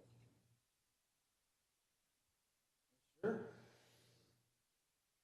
Said if the city desires to adopt enforcement mechanisms that will, Like what leverage, like you're saying, what leverage do you have to make them? whether that's fines or taking them to city court, What's Franklin and Brentwood do? Because we all know that in Franklin and Brentwood, you're not gonna do what Fred's Dollar Store did. So what is it they do? What, Ms. Rainey, what did they do? I'm not familiar with what they did. Have you looked Fred's, well, Fred's, that was built before Right. this happened. And They had trees in pots, didn't they? So They they did not literally been, plant. yeah, they didn't plant them. They buried the pots with the trees in them. So of course the trees died. So the pots came they out. didn't and you replace see- them. Yeah. Yeah. there was no tree commission or, any ordinances, even if it was not, if it was fake or whatever, we were enforcing it and saying, okay, so Tractor Supply was really the first one to come in. Look at the trees planted. That's where we said, okay, yeah, this is very doable. Approved tree list, happened before the approved shrub list, but the tree list was, and you had the certain density of trees put in there by caliber and number of those. So we said, okay, well, that's the model we're gonna follow through. So Bowie Commons, Walmart, all that followed. Yeah. Here at Hardee's, Do stuff like, maybe the tree board takes on commercial business of the quarter or of the month, and the business gets a plaque in front of their business, and the Observer posted in the Observer, and so then they're getting free marketing or something, and the tree board picks every quarter what business looks the best, and maybe it'll incentivize businesses to try and make their business more attractive, to win an award and to be on in the paper or something, stuff like that, to try and help be proactive, like you're saying. Mike, what's the sweet spot as far as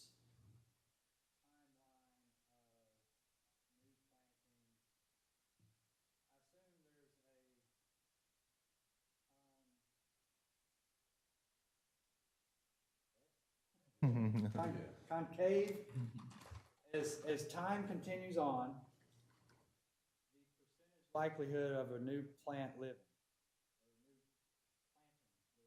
is gonna go up, right? right. 2 years, 3 years, 5 years? Yeah, that's I know it's dependent on the species and where and all that. Well, and even how it's planted, Sure, where it's planted. yeah. I just got back from Macon, Georgia, a conference down there, and on this university, it's a Middle Georgia State University, and they planted in islands this wide, okay, live oaks. Beautiful, beautiful, spectacular. And one day, get ready, because they're coming. Live oaks will be here one day. And it was absolutely beautiful. Well, we all said, well, that's great. 20 years from now, they're gone, And so what we want is the longevity. And so that question, that's a hard one, because it's all about site. Visit that site, say, no, you've got no irrigation, which we are requiring irrigation. Are we? I don't. On the design review manual, it lists it, but like the meeting place didn't do it, it goes back to enforcement.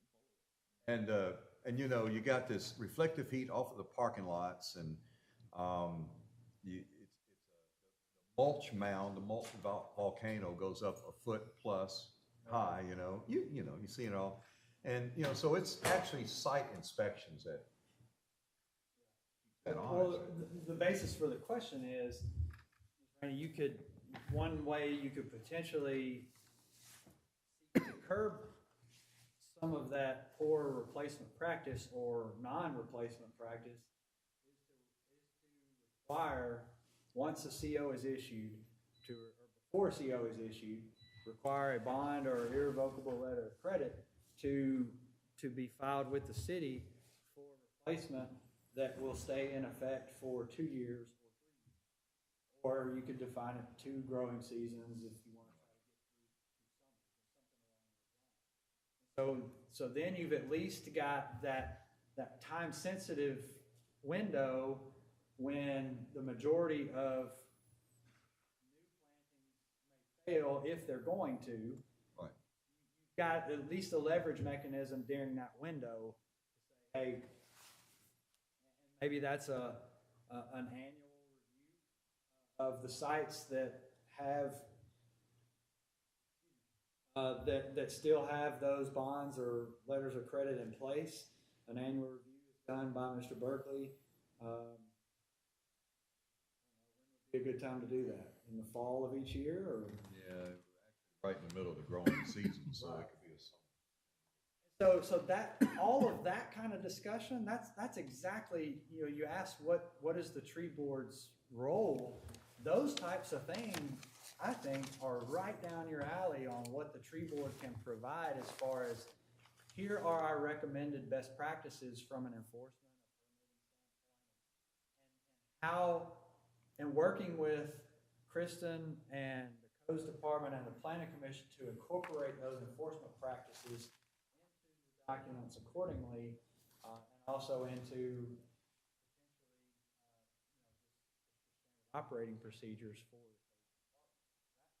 To me, that's where I see the greatest value, that the tree board can provide to the city is discussing and thinking about how those things can be implemented, not the actual implementation of them, but then proposing that implementation.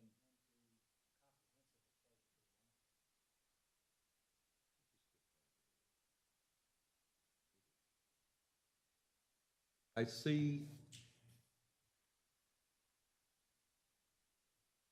we were told a few years back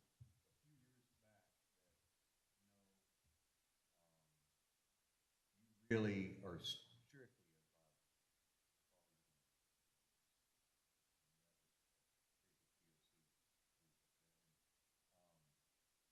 quite sure what that.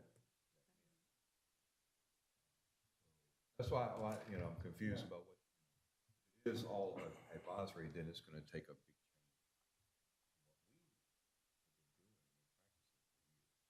change. I think it still is part of what we've been doing in practice, because, you've always brought us in the list of things that should and should not be planted. We have always thought about what can we do to protect and sent those recommendations up. So I think it's still part of what this commission has been doing. It's just, we've never had before a definitive explanation of what we need to be doing. I mean, it's been, you do this, and then the next meeting, no, you don't do that. And I remember sitting here several nights and telling Tony Sutton, until somebody handed me a piece of paper saying, this is not what we do, this is what we're going to do. So we never had that. So I think that you meeting with us tonight has really cleared a lot of information. Question, I don't.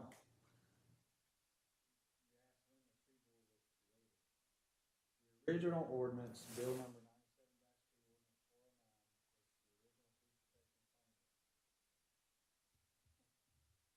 97-409, it's even off to a rough start.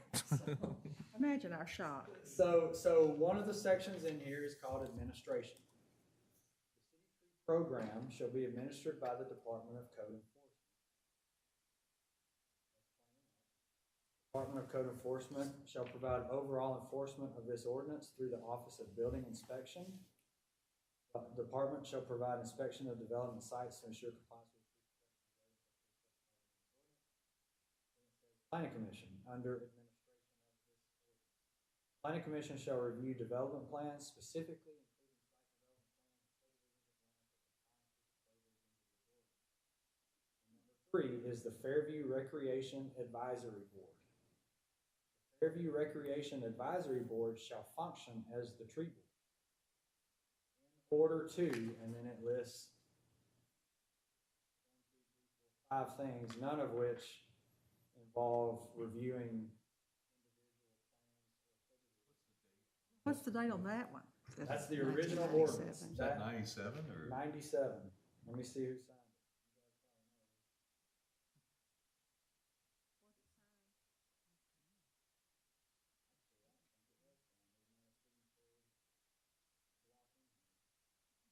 But then when we came in, it listed very clearly who was to be on that board. Right, so that was the original. And then it just kind of disintegrated. Well, the next one is ordinance 501, which was October 3rd, 2002. So 97 to 2002, there wasn't any changes to this original adopted document. In 2002, and this is signed by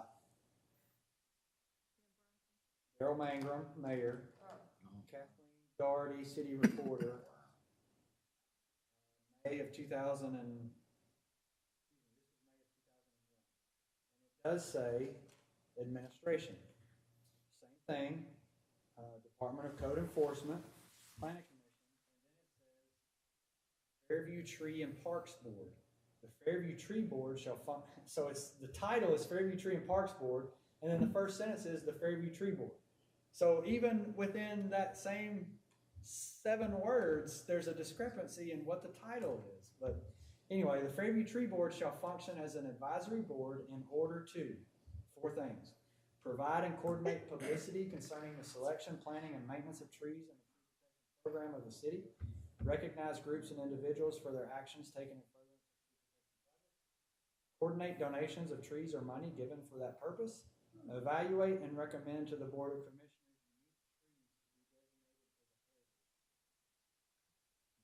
and then that's when it says the Fairview Tree and Parks Board shall be comprised of, and then that's when it gets into. So really, I guess 2001, that second iteration, ordinance number 501, is when a true independent tree board was created, and it defines how those members came about.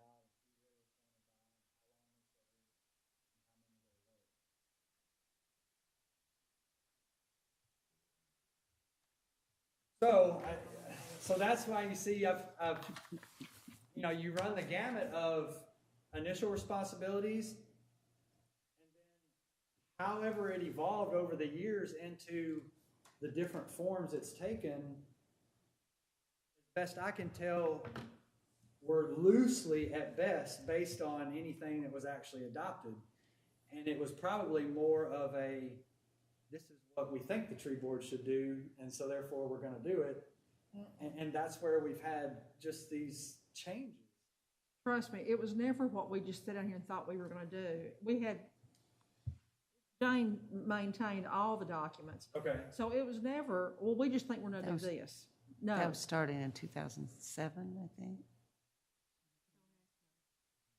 So no, it was never a group of people who just thought, okay, we're gonna do this now because we think we can. No. Okay. So, kind of just to recap, I think one of the things we all recognize, there's been quite a bit of history since the board was first created, and it's been repealed and amended and adjusted to such a degree that it sounds like the city engineer has priorly, maybe a year or two ago, done the exercise of comparing all those documents and coming up with a summary of what is actually there. And I think that's what you're going to distribute again, because that was before my time, so that'll be wonderfully helpful. So our first piece, I think, is where are we today? And we'll have all that history to look at. Doesn't really matter back then other than to know, to say this is the current state of things as far as enforceable documents, what's in enforceable documents. And then we, as a tree board, one of the things I think everybody's in general agreement with, the tree board can make the recommendation. So we should take that product, and we talked about the urban forestry guy from the state who's interested to come have a meeting. Maybe that would be a great conversation with him once we digest a little bit of that to say, here's our current snapshot that we would all agree on. And he can tell us what other cities do in the state, what has worked, what hasn't. If we've got gaps that he sees in a lot of other places, that will be very good information for us. And then we could, what some people think we should be doing or thought we were doing, maybe his input, understanding that there's gaps or not, and then we can, as a board, a tree board, make and assemble a set of recommendations that now go forward those proper channels to be adopted or not. But it's probably way early for us to put that list forward now. We're just, I think our first piece is where are we today, and then start understanding where we think there are gaps, and then do a formal recommendation process so that whatever is approved or not gets recorded in the enforceable document. So that was one thing I think is where we're at, which is good. We're going to learn more when we get these documents. The second piece in there was, regardless of what those enforceable documents contain, who enforces that over time? And it sounds like there's been different ways that's been approached, but it sounds like we've got a new process now that we're saying the arborist could be included in, so that if somebody comes forward and says, hey, the enforceable regulations say you need 10 of these types of trees, and they say, we'll do that. and then they plant something, they've got a count of 10 trees, but who really knows if that's the right kind, if it's, not budded? So the arborist would know. So if he's a part of that process to come back and just say, yep, they technically actually met, then I think that piece is covered. It may not change what the enforceable requirements are, but that's a different topic. But at least we have a way that no matter what they are, we have a way to uniformly and routinely make sure that we're adhering to whatever the contents are. And the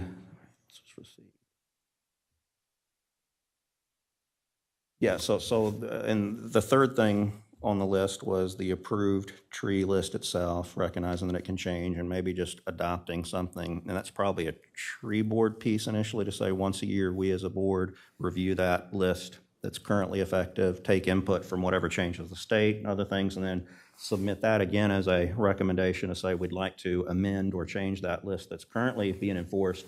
And so we can just schedule that and make it as a calendar that it's a process that we follow on a certain date and always turn in. To me, it's been very helpful because I'm one of the newer people to sit on it, and I've struggled with understanding the history and hearing different perspectives over time because it's been many years. So if this first step is give us that synopsis of boiled down documents to where I think we are in some historic artifacts, then we as a board can scratch our heads, review that, understand where we find their gaps, and start penciling in some recommendations into a package that would eventually go through whatever process is there to either be adopted or not. Is that, am I capturing it all? That's kind of what I've, Good job. so those are all good things, but we don't have an answer today. It just means we do know what our next steps will be, and we do see a way to accomplish what we want to accomplish, which is just having a standard that everybody understands. This is the first time in a long time where we've had someone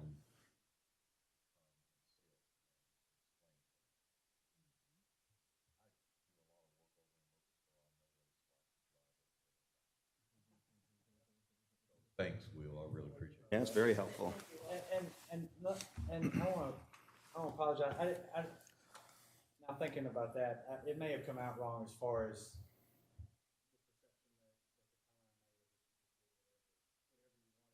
Yes, it did. I apologize. That was not my intention.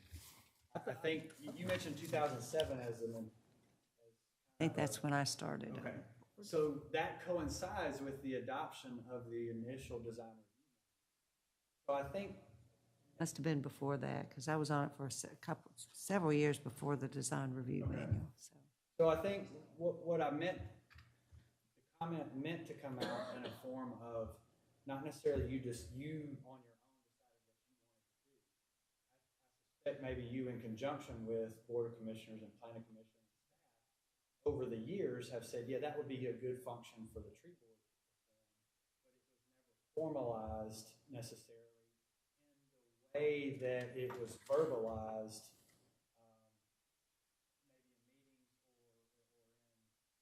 meetings or discussions amongst some of you guys. So that's what I meant by it kind of took its own form or evolved into kind of what it has been is more from a standpoint of everyone agreed, hey, that, or a number of people agreed that would be a good role for the tree board. That they should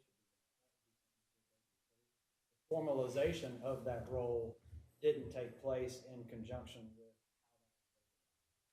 I think one other part that I've just picked up on over the years is maybe the initial intent of the Board of Commissioners that created the tree board and wanted it.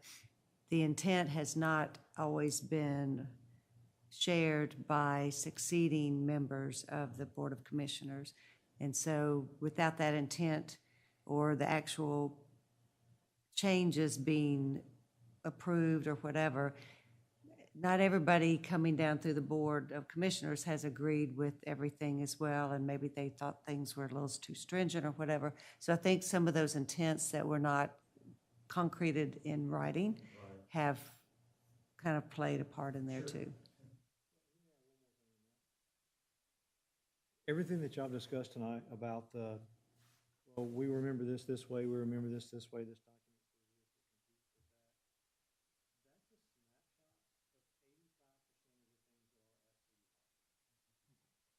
That is not specific to the tree board.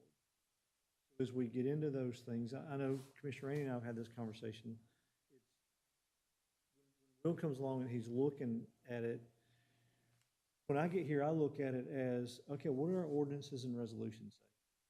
Because really, that's what we work off of, ordinances and resolutions. Ordinances are things that really affect the public. Resolutions are things that affect the operation. So as we get in and start looking at those things, I can tell you that the information that Will's gone through to look at these things, I could apply that same exercise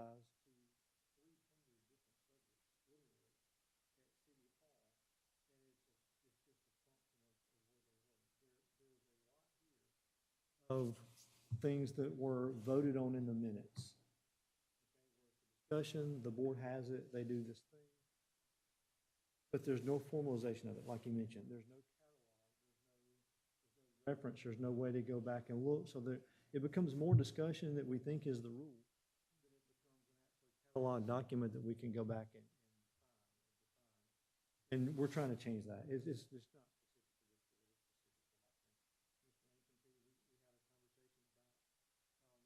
Something as simple as the gateway signs just this week.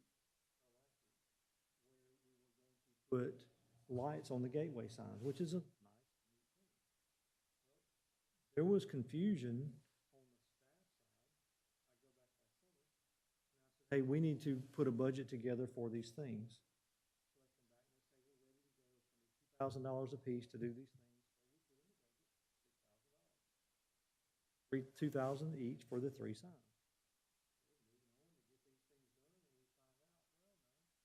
It's going to be $2,000 each. It's going to be closer to $2,800. One piece of property over here that we don't have. Put it on in the minutes. Well, it's not. And that's not a knock on any person. That is as simple as, can we put a light on a sign? That is a simple thing. And it goes back and forth, probably 8 hours of work, getting with the county to do these things, and it's a lot on the sign. So if you take that simple example and grow it over 20 years to 97 when this thing gets back. Why I just deal with trees. It's just, there's none of that. I just.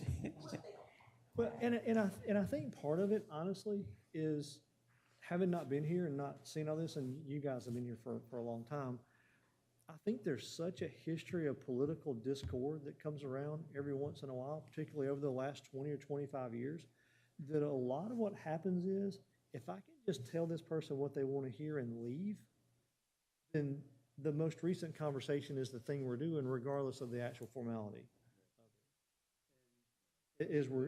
As we're trying to grow into it, we want to make sure that we kind of work through that. I get the feeling from some of the staff, not current staff, but I'm going back 20 or 25 years, when they're going through the things that you're working on.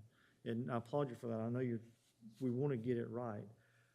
But I think in some instances, there was an effort on some of the people who were here, because I have read some of those minutes and I have seen some of that. I think there was more of an effort by some people to do the wrong thing if it had them keep their job, rather than say, no, we need to do this the right way, because that's a little time consuming and inconvenient. If we go through and get that, just like Will said, we want to get this stuff right. I don't want anyone to leave here offended thinking, well, the tree commission.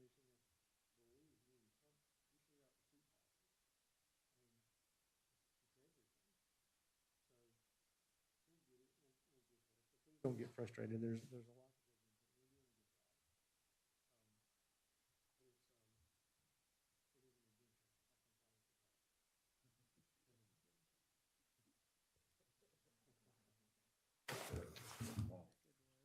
So with that, it sounds like the next step would be, we'll get the kind of history synopsis document, and then all can catch up and get synchronized on what's there and what's not there. And then in our tree meetings going forward, we can, as a board here, talk about what we think might be missing or other ideas, and we'll just go down that path. But yeah, if we can get it standardized and recorded, so no matter who you ask, it's going to be the same answer every time, that's where we want to be. And then we don't have these conversations that, everybody scratches and goes back in memory. So I think it's a great discussion. And I think that's all on this topic at this point till we get that data and crunch it.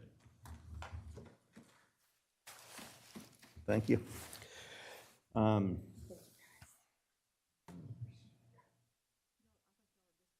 That's right. There's nothing else in here unless you just find it entertaining. I came twice, I'm not leaving. I was 15 minutes late. I'm gonna sit here after the I light. thought there was a motion made, and seconded, and voted on while you were gone, I'll let you back. They're making, So the agenda item we started with here was 5.3, the landscape codes for planning, but it also touched, I think, a little bit on 5.4, and maybe we got into 5.5. Thank you, guys. 5.5 a little bit. And on 5. 5.5 though, and he, Scott. Mr. Collins did approve the purchases of the trees for around City Hall. So you just say, as you're walking out. I heard Scott approved. Yeah, Scott approved the purchase of trees. I spoke with Keith today, by the way. to Yeah, I get- seen Yeah. the code So- of purchase. So I just wanted you to, as you're leaving, say, well, Scott approved. Thank you. Thanks, Will, I you. appreciate it, yeah. Well, we're gonna send you Valentine's. I'm not. So 5.5, So there's gonna be, three, there are, of course, all red buds, 3 Hearts of Gold red bud, 2-inch caliber, 3 Forest Pansy red buds, 2-inch caliber, and then 1 Weeping Falls red bud, that's the replacement for the nub. So the idea is that Hearts of Gold, as you can imagine, is a chartreuse gold color to it. The Forest Pansy is the same red buds planted in front of the front across from McDonald's. That's Forest Pansy. It's got a dark maroon red leaf. The idea is that those two contrast each other. Started back here at the corner that leads to the park property, 3, 3, 3, 3. So we've got 6 over here, and now we're adding another 6, so that even without the bloom of the red buds going on, which, by the way, there's 3 red buds back in the corner that bloom white, okay? Royal white red buds. And so that contrast of that bloom color with the contrast of the leaf color starts standing out. So that's the idea. Every time we have the opportunity to purchase more red buds, and there's probably 30 different types of red buds out there in circulation. It's the same as these over here. It's called Ruby Falls. I'll And, show you a picture of what's not supposed to. so they look like It's really, really pretty. fountains, really, but it's a dark red leaf, hence the name. Blooms the same lavender pink bloom, but then the leaf through the summer will be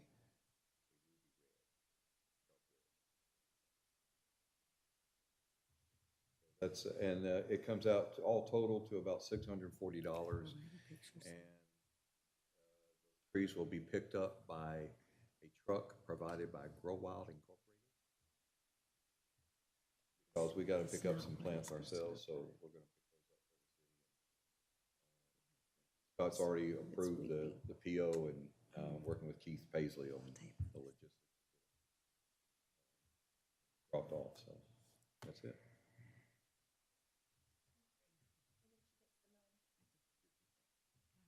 Who do I need to make sure, who do I need to tell? Okay, He's probably, he's the one that's gonna do the, okay. Planting, that's what I was gonna say, I wonder if he was yeah, gonna his do. guy. that takes us to section 6, new business. There's nothing noted on the agenda for that. Section 7, staff review, meeting update. There was nothing on, it was mostly zoning, all of that comes to the staff review, so when I sit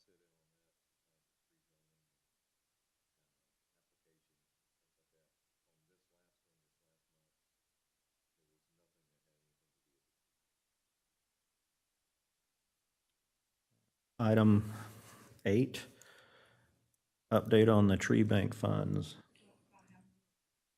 No update, but there was an update, I think, in the minutes. Okay, so, But you will have one after this because it's 6:40.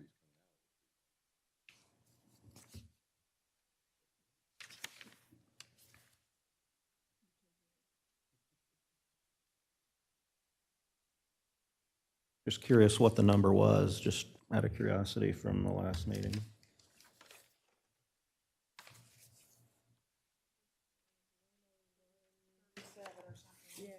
Oh, here it is. 1:30 vote with, I did talk to Tom Dorntry. It was 101. 73. 73 cents. The interest that we had been paid over the last several months. Wait, Excellent. Item number 9 is citizens' comments, and we have no citizens. Item 10 is the adjournment. The next tree commission date is scheduled for Tuesday, March 6th, 2018. Yes. I will not be here. That doesn't mean you necessarily have to change it, but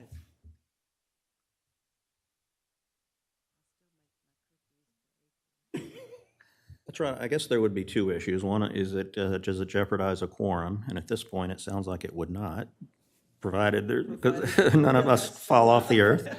And then this,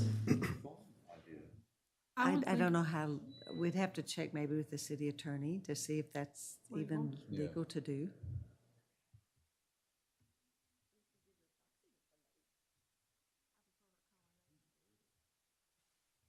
and then the second issue, if it's not a quorum concern, might be if there's a particularly item of substance to be voted on that day that you're an important part of, and I don't know that we have that on the, do we have any of that where we're gonna make some key voter decision, March? Unless it has something to do with the Arbor Day. I would think you could certainly call in for I that. was gonna say, I could call and listen and Yeah. give you my, like, no, I don't want green lemonade, I want yellow lemonade, or, limeade, The we could, cookies yes. can't be just round. They No. have to They're be- leaf Leaf shaped. shaped. Did you miss that part of the discussion? And some of that, the risk of quorum will ease when we fill the next seat. That will give us a little buffer in case somebody catches the flu or something. My personal opinion, it's just my personal opinion, is that if, ideally, we would try to adhere to the published generic schedule because there's so many people involved. City staff have to be informed and change, and they plan their lives just like we do, citizens. And so there are cases, we had, a meeting because there was a quorum concern on, a meeting that I missed. So I guess that's one question. Do we want to move it, or do we want to say, we recognize Jane won't be here, we've got a quorum, and we could do an inquiry to say, hey, can somebody dial in that circumstance? But in any event, even if we don't find an answer to that, we say we're good keeping to the current schedule for March. That works for everybody else. To keep it.